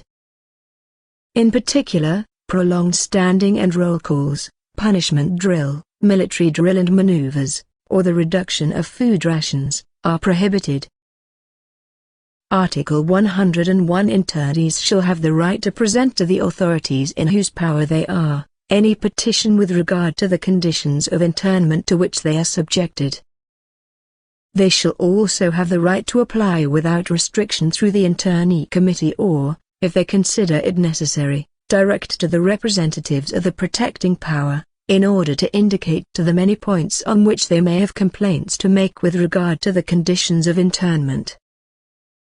Such petitions and complaints shall be transmitted forthwith and without alteration, and even if the latter are recognized to be unfounded, they may not occasion any punishment. Periodic reports on the situation in places of internment and as to the needs of the internees may be sent by the internee committees to the representatives of the protecting powers. Article 102. In every place of internment, the internees shall freely elect by secret ballot every 6 months, the members of a committee empowered to represent them before the detaining and the protecting powers, the International Committee of the Red Cross and any other organization which may assist them. The members of the committee shall be eligible for re-election.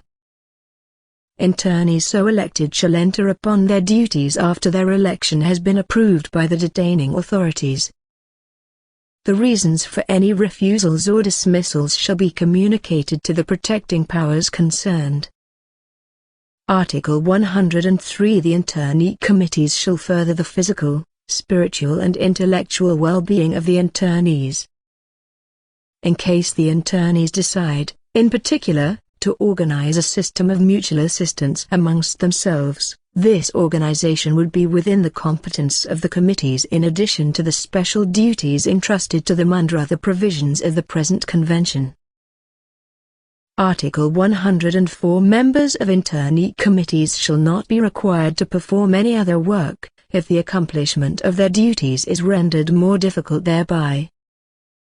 Members of internee committees may appoint from amongst the internees such assistance as they may require. All material facilities shall be granted to them, particularly a certain freedom of movement necessary for the accomplishment of their duties, visits to labor detachments, receipt of supplies, etc. All facilities shall likewise be accorded to members of internee committees for communication by post and telegraph with the detaining authorities, the protecting powers, the International Committee of the Red Cross and their delegates, and with the organizations which give assistance to internees. Committee members in labor detachments shall enjoy similar facilities for communication with their internee committee in the principal place of internment. Such communications shall not be limited, nor considered as forming a part of the quota mentioned in Article 107. Members of internee committees who are transferred shall be allowed a reasonable time to acquaint their successors with current affairs. Chapter 8. Relations with the exterior. Article 105. Immediately upon interning protected persons, the detaining powers shall inform them, the power to which they owe allegiance and their protecting power of the measures taken for executing the provisions of the present chapter. The detaining powers shall likewise inform the parties concerned of any subsequent modifications of such measures.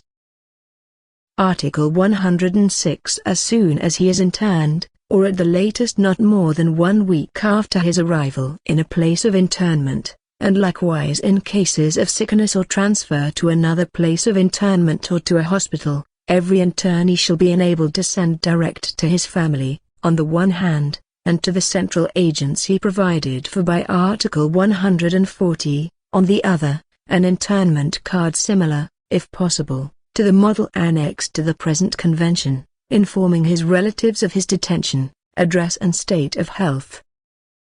The said cards shall be forwarded as rapidly as possible and may not be delayed in any way. Article 107. Internees shall be allowed to send and receive letters and cards. If the detaining power deems it necessary to limit the number of letters and cards sent by each internee, the said number shall not be less than 2 letters and 4 cards monthly. These shall be drawn up so as to conform as closely as possible to the models annexed to the present convention. If limitations must be placed on the correspondence addressed to internees, they may be ordered only by the power to which such internees owe allegiance, possibly at the request of the detaining power. Such letters and cards must be conveyed with reasonable dispatch. They may not be delayed or retained for disciplinary reasons. Internees who have been a long time without news, or who find it impossible to receive news from their relatives, or to give them news by the ordinary postal route, as well as those who are at a considerable distance from their homes, shall be allowed to send telegrams, the charges being paid by them in the currency at their disposal. They shall likewise benefit by this provision in cases which are recognized to be urgent. As a rule, internees' mail shall be written in their own language. The parties to the conflict may authorize correspondence in other languages. Article 108. Internees shall be allowed to receive, by post or by any other means, individual parcels or collective shipments containing in particular foodstuffs, clothing, medical supplies, as well as books and objects of a devotional, educational or recreational character which may meet their needs. Such shipments shall in no way free the detaining power from the obligations imposed upon it by virtue of the present convention. Should military necessity require the quantity of such shipments to be limited, due notice thereof shall be given to the protecting power and to the International Committee of the Red Cross, or to any other organization giving assistance to the internees and responsible for the forwarding of such shipments. The conditions for the sending of individual parcels and collective shipments shall, if necessary, be the subject of special agreements between the powers concerned, which may in no case delay their receipt by the internees of relief supplies. Parcels of clothing and foodstuffs may not include books. Medical relief supplies shall, as a rule, be sent in collective parcels. Article 109. In the absence of special agreements between parties to the conflict regarding the conditions for the receipt and distribution of collective relief shipments, the regulations concerning collective relief which are annexed to the present convention shall be applied.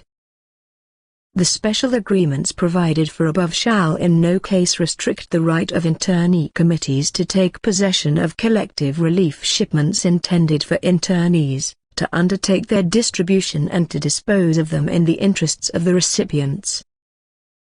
Nor shall such agreements restrict the right of representatives of the protecting powers, the International Committee of the Red Cross, or any other organization giving assistance to internees and responsible for the forwarding of collective shipments, to supervise their distribution to the recipients.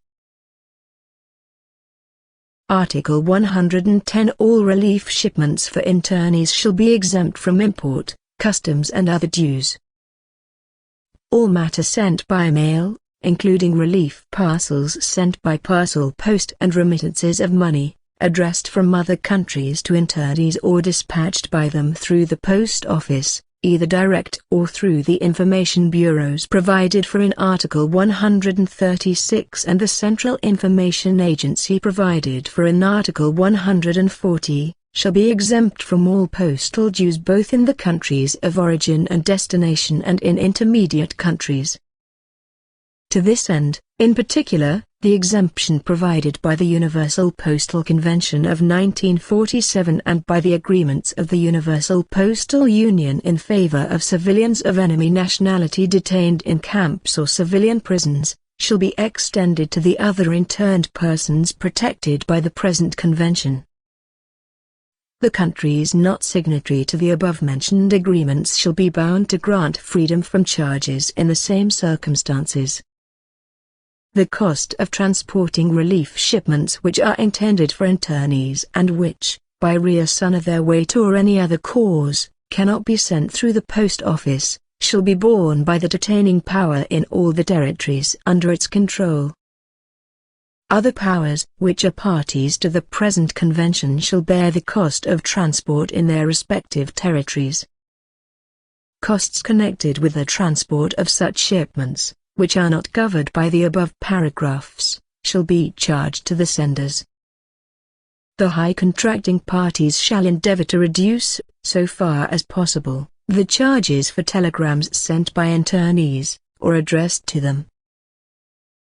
Article 111. Should military operations prevent the powers concerned from fulfilling their obligation to ensure the conveyance of the mail and relief shipments provided for in Articles 106, 107, 108 and 113, the protecting powers concerned, the International Committee of the Red Cross or any other organization duly approved by the parties to the conflict may undertake the conveyance of such shipments by suitable means, rail, motor vehicles, vessels or aircraft, etc. For this purpose, the high contracting parties shall endeavor to supply them with such transport, and to allow its circulation, especially by granting the necessary safe conducts. Such transport may also be used to convey a. correspondence, lists and reports exchanged between the Central Information Agency referred to in Article 140 and the national bureaus referred to in Article 136. b. correspondence and reports relating to internees which the protecting powers, the International Committee of the Red Cross or any other organization assisting the internees exchange either with their own delegates or with the parties to the conflict. These provisions in no way detract from the right of any party to the conflict to arrange other means of transport if it should so prefer, nor preclude the granting of safe conducts, under mutually agreed conditions, to such means of transport. The costs occasioned by the use of such means of transport shall be borne, in proportion to the importance of the shipments, by the parties to the conflict whose nationals are benefited thereby. Article 112. The censoring of correspondence addressed to internees or dispatched by them shall be done as quickly as possible. The examination of consignments intended for internees shall not be carried out under conditions that will expose the goods contained in them to deterioration. It shall be done in the presence of the addressee, or of a fellow internee duly delegated by him. The delivery to internees of individual or collective consignments shall not be delayed under the pretext of difficulties of censorship. Any prohibition of correspondence ordered by the parties to the conflict either for military or political reasons, shall be only temporary and its duration shall be as short as possible. Article 113. The detaining powers shall provide all reasonable facilities for the transmission, through the protecting power or the central agency provided for in Article 140, or as otherwise required, of wills, powers of attorney, letters of authority, or any other documents intended for internees or dispatched by them. In all cases the detaining powers shall facilitate the execution and authentication in due legal form of such documents on behalf of internees, in particular by allowing them to consult a lawyer. Article 114. The detaining power shall afford internees all facilities to enable them to manage their property, provided this is not incompatible with the conditions of internment and the law which is applicable. For this purpose, the said power may give them permission to leave the place of internment in urgent cases and if circumstances allow. Article 115. In all cases where an internee is a party to proceedings in any court, the detaining power shall, if he so requests, cause the court to be informed of his detention and shall, within legal limits, ensure that all necessary steps are taken to prevent him from being in any way prejudiced, by reason of his internment, as regards the preparation and conduct of his case or as regards the execution of any judgment of the court. Article 116. Every internee shall be allowed to receive visitors, especially near relatives, at regular intervals and as frequently as possible. As far as is possible, internees shall be permitted to visit their homes in urgent cases, particularly in cases of death or serious illness of relatives. Chapter 9. Penal and disciplinary sanctions. Article 117. Subject to the provisions of the present chapter, the laws in force in the territory in which they are detained will continue to apply to internees who commit offences during internment.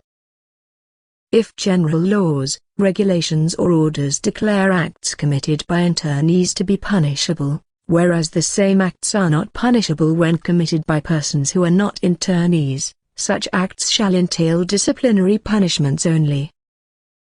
No internee may be punished more than once for the same act, or on the same count. Article 118. The courts or authorities shall in passing sentence take as far as possible into account the fact that the defendant is not a national of the detaining power. They shall be free to reduce the penalty prescribed for the offence with which the internee is charged and shall not be obliged, to this end, to apply the minimum sentence prescribed. Imprisonment in premises without daylight, and, in general, all forms of cruelty without exception are forbidden. Internees who have served disciplinary or judicial sentences shall not be treated differently from other internees. The duration of preventive detention undergone by an internee shall be deducted from any disciplinary or judicial penalty involving confinement to which he may be sentenced. Internee committees shall be informed of all judicial proceedings instituted against internees whom they represent, and of their result. Article 119. The disciplinary punishments applicable to internees shall be the following: 1. A fine which shall not exceed 50% of the wages which the internee would otherwise receive under the provisions of Article 95 during a period of not more than 30 days. 2. Discontinuance or privileges granted over and above the treatment provided for by the present convention.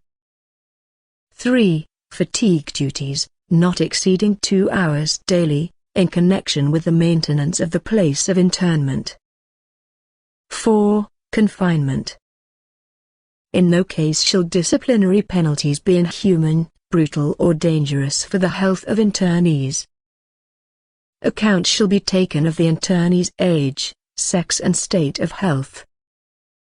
The duration of any single punishment shall in no case exceed a maximum of 30 consecutive days, even if the internee is answerable for several breaches of discipline when his case is dealt with, whether such breaches are connected or not.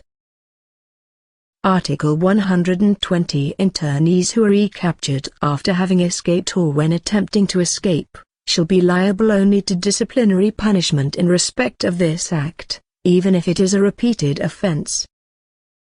Article 118, paragraph 3, notwithstanding, internees punished as a result of escape or attempt to escape, may be subjected to special surveillance, on condition that such surveillance does not affect the state of their health, that it is exercised in a place of internment and that it does not entail the abolition of any of the safeguards granted by the present convention.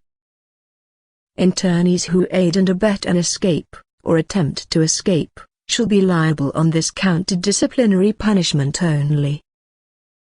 Article 121. Escape, or attempt to escape, even if it is a repeated offense, shall not be deemed an aggravating circumstance in cases where an internee is prosecuted for offenses committed during his escape.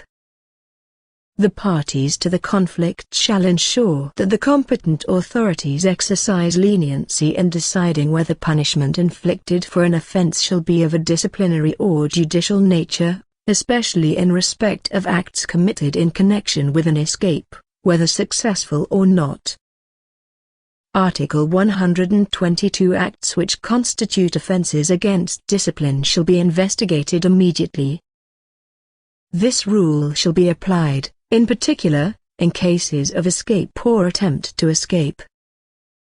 Recaptured internees shall be handed over to the competent authorities as soon as possible. In case of offences against discipline, confinement awaiting trial shall be reduced to an absolute minimum for all internees, and shall not exceed 14 days.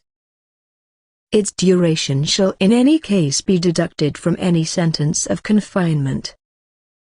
The provisions of Articles 124 and 125 shall apply to internees who are in confinement awaiting trial for offences against discipline.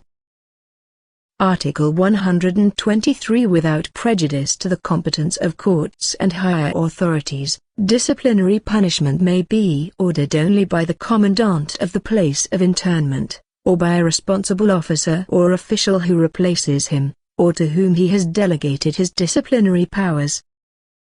Before any disciplinary punishment is awarded, the accused internee shall be given precise information regarding the offences of which he is accused, and given an opportunity of explaining his conduct and of defending himself. He shall be permitted, in particular, to call witnesses and to have recourse, if necessary, to the services of a qualified interpreter. The decision shall be announced in the presence of the accused and of a member of the internee committee. The period elapsing between the time of award of a disciplinary punishment and its execution shall not exceed 1 month. When an internee is awarded a further disciplinary punishment, a period of at least 3 days shall elapse between the execution of any 2 of the punishments, if the duration of one of these is 10 days or more. A record of disciplinary punishments shall be maintained by the commandant of the place of internment and shall be open to inspection by representatives of the protecting power. Article 124. Internees shall not in any case be transferred to penitentiary establishments, prisons, penitentiaries, convict prisons, etc., to undergo disciplinary punishment therein. The premises in which disciplinary punishments are undergone shall conform to sanitary requirements. They shall in particular be provided with adequate bedding.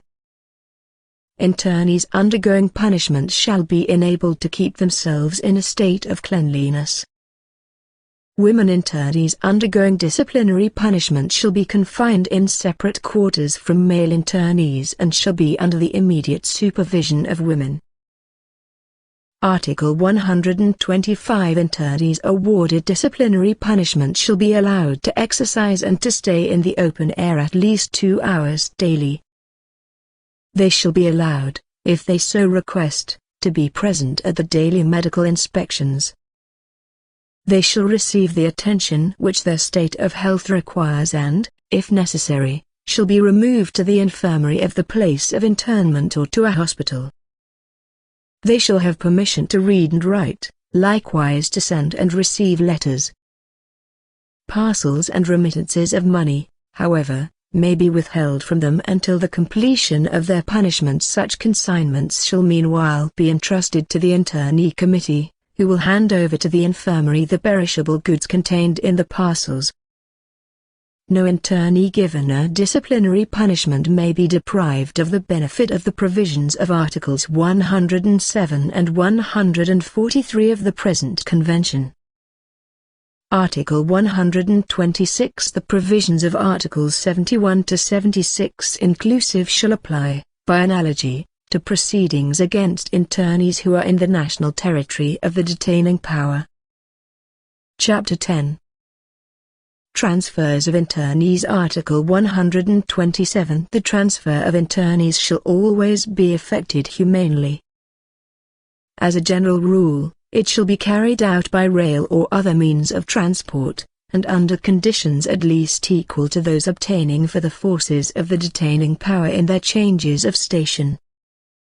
If, as an exceptional measure, such removals have to be effected on foot, they may not take place unless the internees are in a fit state of health, and may not in any case expose them to excessive fatigue. The detaining power shall supply internees during transfer with drinking water and food sufficient in quantity, quality and variety to maintain them in good health, and also with the necessary clothing, adequate shelter and the necessary medical attention. The detaining power shall take all suitable precautions to ensure their safety during transfer, and shall establish before their departure a complete list of all internees transferred. Sick, wounded or infirm internees and maternity cases shall not be transferred if the journey would be seriously detrimental to them, unless their safety imperatively so demands. If the combat zone draws close to a place of internment, The internees in the said place shall not be transferred unless their removal can be carried out in adequate conditions of safety, or unless they are exposed to greater risks by remaining on the spot than by being transferred.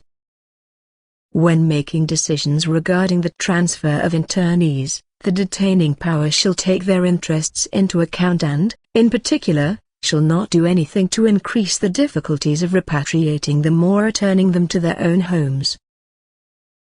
Article 128. In the event of transfer, internees shall be officially advised of their departure and of their new postal address. Such notification shall be given in time for them to pack their luggage and inform their next of kin. They shall be allowed to take with them their personal effects, and the correspondence and parcels which have arrived for them. The weight of such baggage may be limited if the conditions of transfer so require, but in no case to less than 25 kilograms per internee. Mail and parcels addressed to their former place of interment shall be forwarded to them without delay. The commandant of the place of interment shall take, in agreement with the internee committee, any measures needed to ensure the transport of the internee's community property and of the luggage the internees are unable to take with them in consequence of restrictions imposed by virtue of the second paragraph. Chapter 11. Deaths. Article 129. The wills of internees shall be received for safekeeping by the responsible authorities, and in the event of the death of an internee his will shall be transmitted without delay to a person whom he has previously designated. Deaths of internees shall be certified in every case by a doctor, and a death certificate shall be made out, showing the causes of death and the conditions under which it occurred. An official record of the death, duly registered, shall be drawn up in accordance with the procedure relating thereto in force in the territory where the place of interment is situated, and a duly certified copy of such record shall be transmitted without delay to the protecting power as well as to the central agency referred to in Article 140. Article 130. The detaining authorities shall ensure that internees who die while interned are honorably buried, if possible according to the rites of the religion to which they belonged, and that their graves are respected, properly maintained, and marked in such a way that they can always be recognized. Deceased internees shall be buried in individual graves unless unavoidable circumstances require the use of collective graves. Bodies may be cremated only for imperative reasons of hygiene, on account of the religion of the deceased or in accordance with his expressed wish to this effect. In case of cremation, the fact shall be stated and the reasons given in the death certificate of the deceased. The ashes shall be retained for safekeeping by the detaining authorities and shall be transferred as soon as possible to the next of kin on their request. As soon as circumstances permit, and not later than the close of hostilities, the detaining power shall forward lists of graves of deceased internees to the powers on whom the deceased internees depended, through the information bureaus provided for in Article 136. Such lists shall include all particulars necessary for the identification of the deceased internees, as well as the exact location of their graves. Article 131. Every death or serious injury of an internee, caused or suspected to have been caused by a sentry, another internee, or any other person, as well as any death the cause of which is unknown, shall be immediately followed by an official inquiry by the detaining power. A communication on this subject shall be sent immediately to the protecting power. The evidence of any witnesses shall be taken, and a report including such evidence shall be prepared and forwarded to the said protecting power. If the inquiry indicates the guilt of one or more persons, the detaining power shall take all necessary steps to ensure the prosecution of the person or persons responsible. Chapter 12. Release, repatriation and accommodation in neutral countries. Article 132. Each interned person shall be released by the detaining power as soon as the reasons which necessitated his internment no longer exist. The parties to the conflict shall, moreover, endeavor during the course of hostilities, to conclude agreements for the release, the repatriation, the return to places of residence or the accommodation in a neutral country of certain classes of internees, in particular children, pregnant women and mothers with infants and young children, wounded and sick, and internees who have been detained for a long time. Article 133 Internment shall cease as soon as possible after the close of hostilities. Internees in the territory of a party to the conflict, against whom penal proceedings are pending for offences not exclusively subject to disciplinary penalties, may be detained until the close of such proceedings and, if circumstances require, until the completion of the penalty. The same shall apply to internees who have been previously sentenced to a punishment depriving them of liberty. By agreement between the detaining power and the powers concerned, committees may be set up after the close of hostilities, or of the occupation of territories, to search for dispersed internees. Article 134. The high contracting parties shall endeavor, upon the close of hostilities or occupation, to ensure the return of all internees to their last place of residence, or to facilitate their repatriation.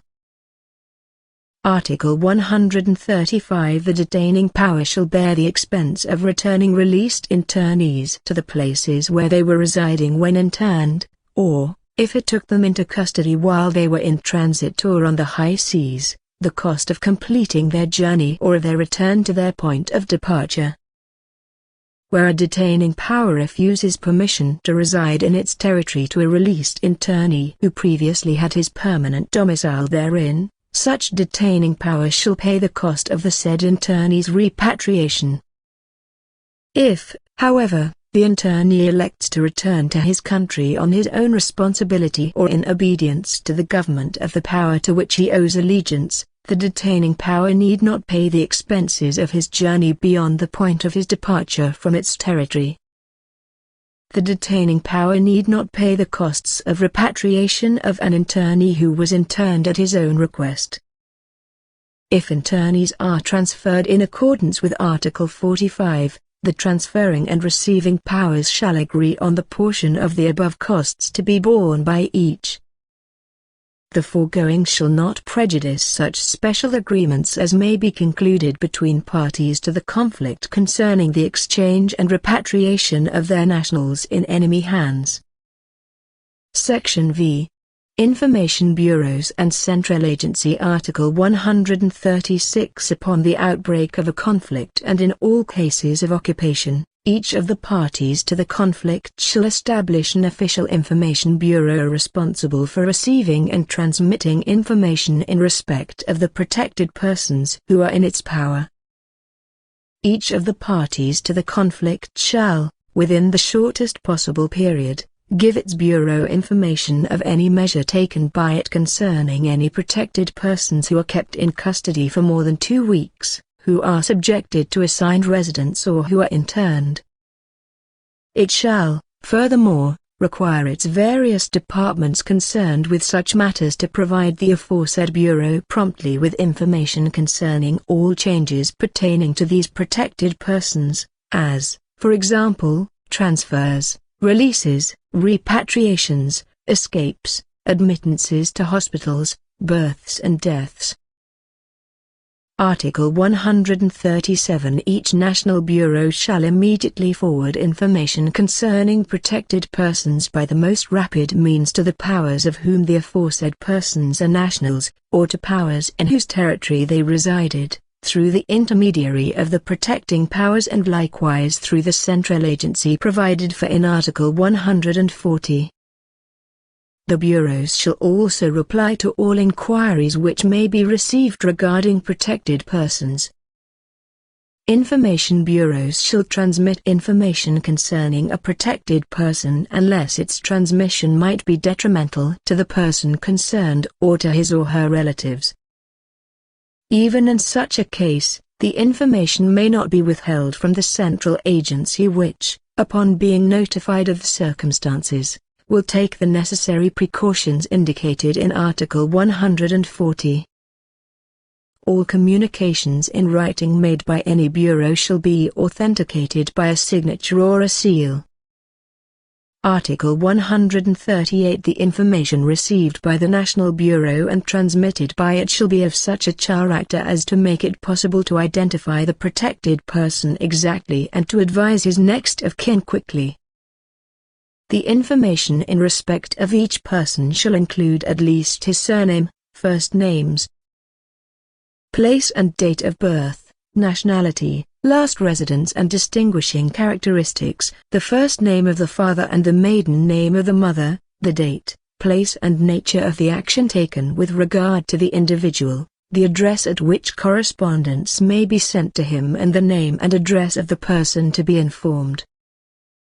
Likewise, information regarding the state of health of internees who are seriously ill or seriously wounded shall be supplied regularly and if possible every week.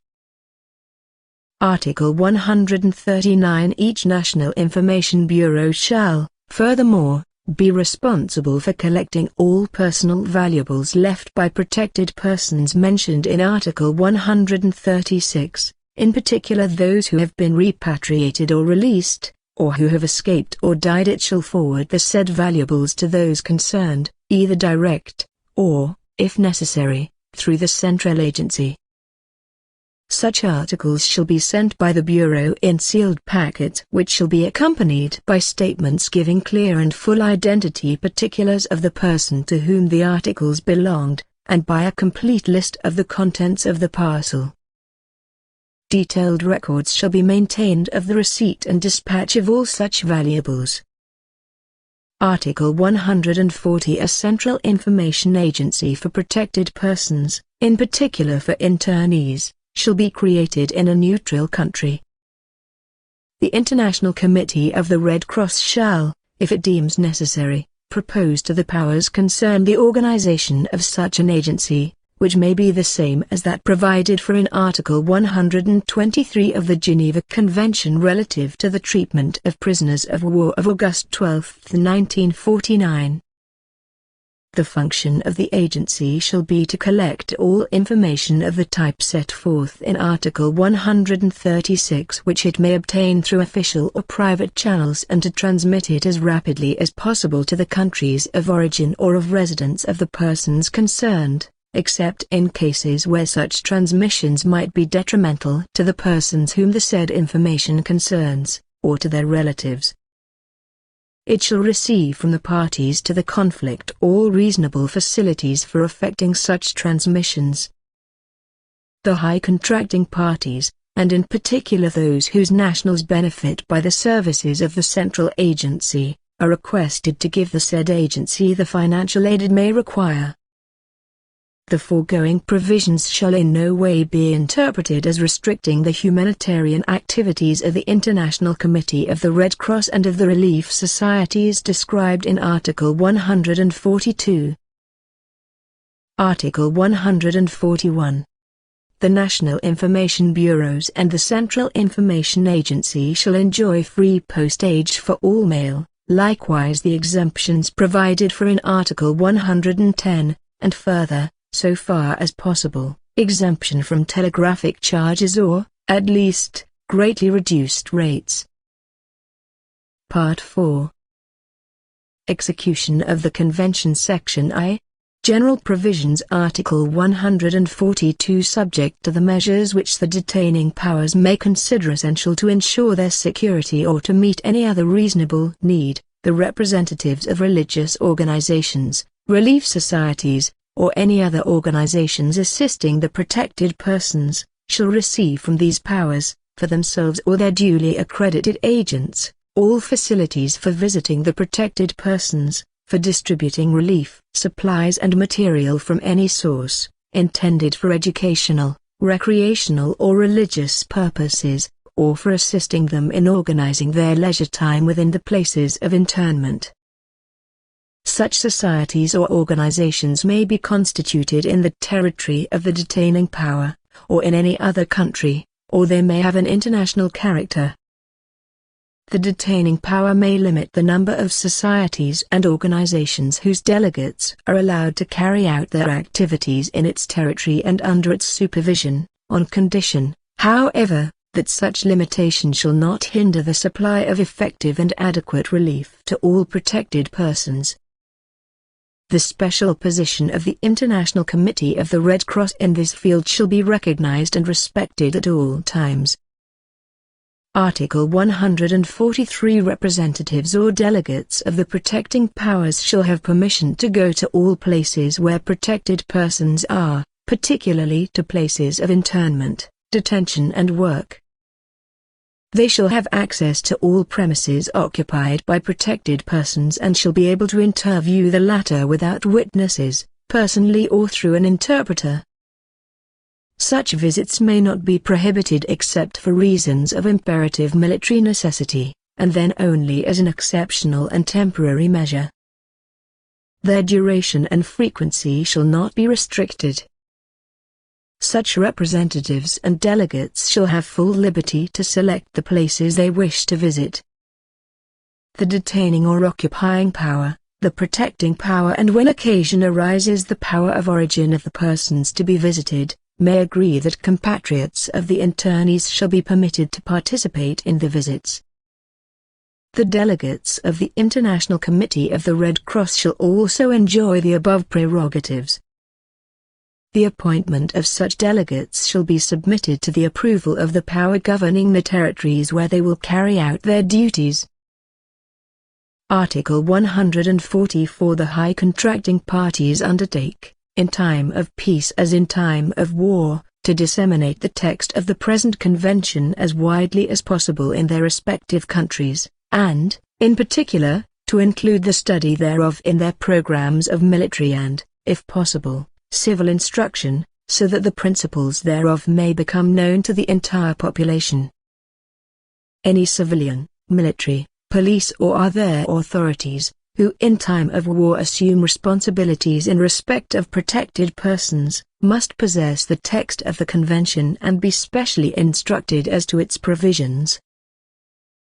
Article 145 The high contracting parties shall communicate to one another through the Swiss Federal Council and, during hostilities, through the protecting powers, the official translations of the present convention, as well as the laws and regulations which they may adopt to ensure the application thereof. Article 146 The high contracting parties undertake to enact any legislation necessary to provide effective penal sanctions for persons committing, or ordering to be committed, any of the grave breaches of the present convention defined in the following article. Each high contracting party shall be under the obligation to search for persons alleged to have committed, or to have ordered to be committed, such grave breaches, and shall bring such persons, regardless of their nationality, before its own courts. It may also, if it prefers, and in accordance with the provisions of its own legislation, hand such persons over for trial to another high contracting party concerned, provided such high contracting party has made out a prima facie case. Each high contracting party shall take measures necessary for the suppression of all acts contrary to the provisions of the present convention other than the grave breaches defined in the following article. In all circumstances, the accused persons shall benefit by safeguards of proper trial and defense, which shall not be less favorable than those provided by Article 105 and those following of the Geneva Convention relative to the treatment of prisoners of war of August 12, 1949. Article 147.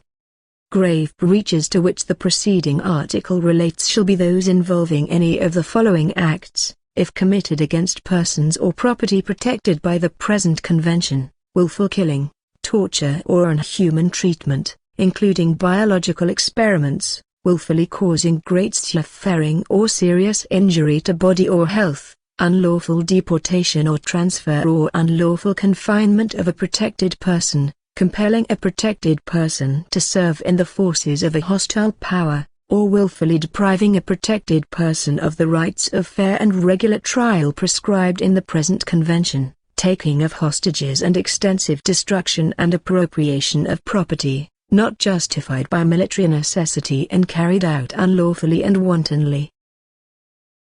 Article 148.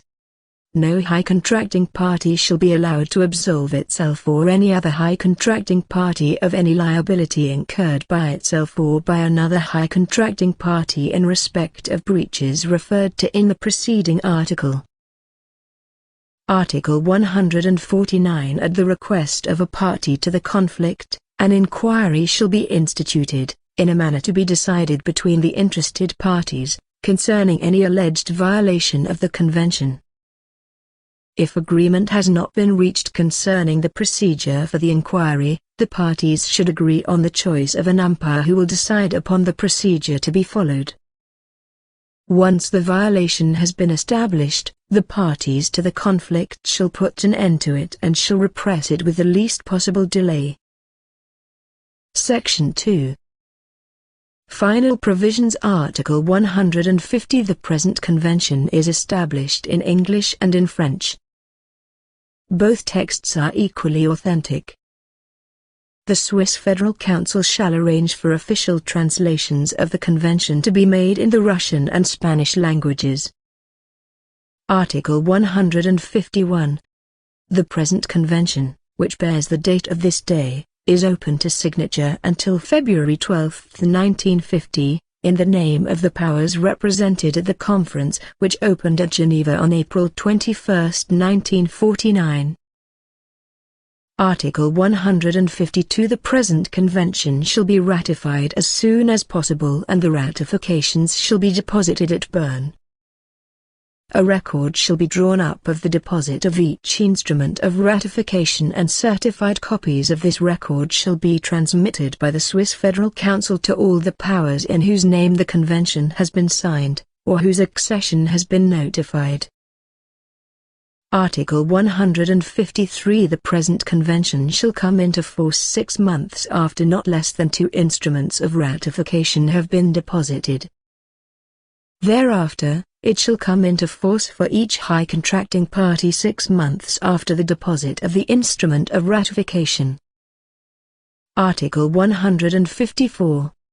In the relations between the powers who are bound by the Hague Conventions respecting the laws and customs of war on land, whether that of July 29, 1899, or that of October 18, 1907, and who are parties to the present convention, this last convention shall be supplementary to sections 2 and 3 of the regulations annexed to the above-mentioned conventions of The Hague.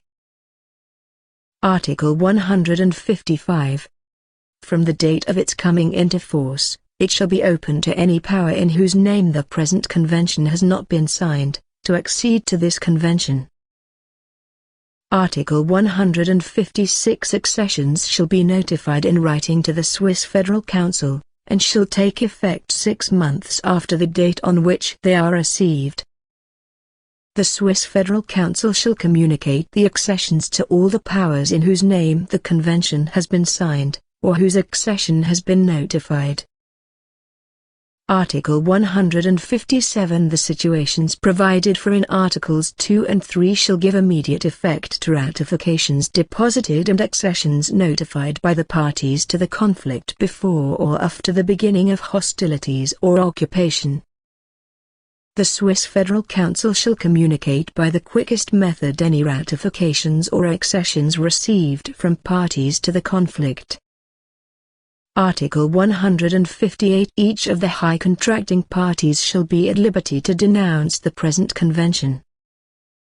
The denunciation shall be notified in writing to the Swiss Federal Council, which shall transmit it to the governments of all the high contracting parties. The denunciation shall take effect 1 year after the notification thereof has been made to the Swiss Federal Council. However, a denunciation of which notification has been made at a time when the denouncing power is involved in a conflict shall not take effect until peace has been concluded, and until after operations connected with the release, repatriation and re-establishment of the persons protected by the present convention have been terminated. The denunciation shall have effect only in respect of the denouncing power. It shall in no way impair the obligations which the parties to the conflict shall remain bound to fulfill by virtue of the principles of the law of nations, as they result from the usages established among civilized peoples, from the laws of humanity and the dictates of the public conscience. Article 159. The Swiss Federal Council shall register the present convention with the Secretariat of the United Nations. The Swiss Federal Council shall also inform the Secretariat of the United Nations of all ratifications, accessions and denunciations received by it with respect to the present convention. In witness whereof the undersigned, having deposited their respective full powers, have signed the present convention. Done at Geneva this 12th day of August 1949, in the English and French languages. The original shall be deposited in the archives of the Swiss Confederation. The Swiss Federal Council shall transmit certified copies thereof to each of the signatory and acceding states.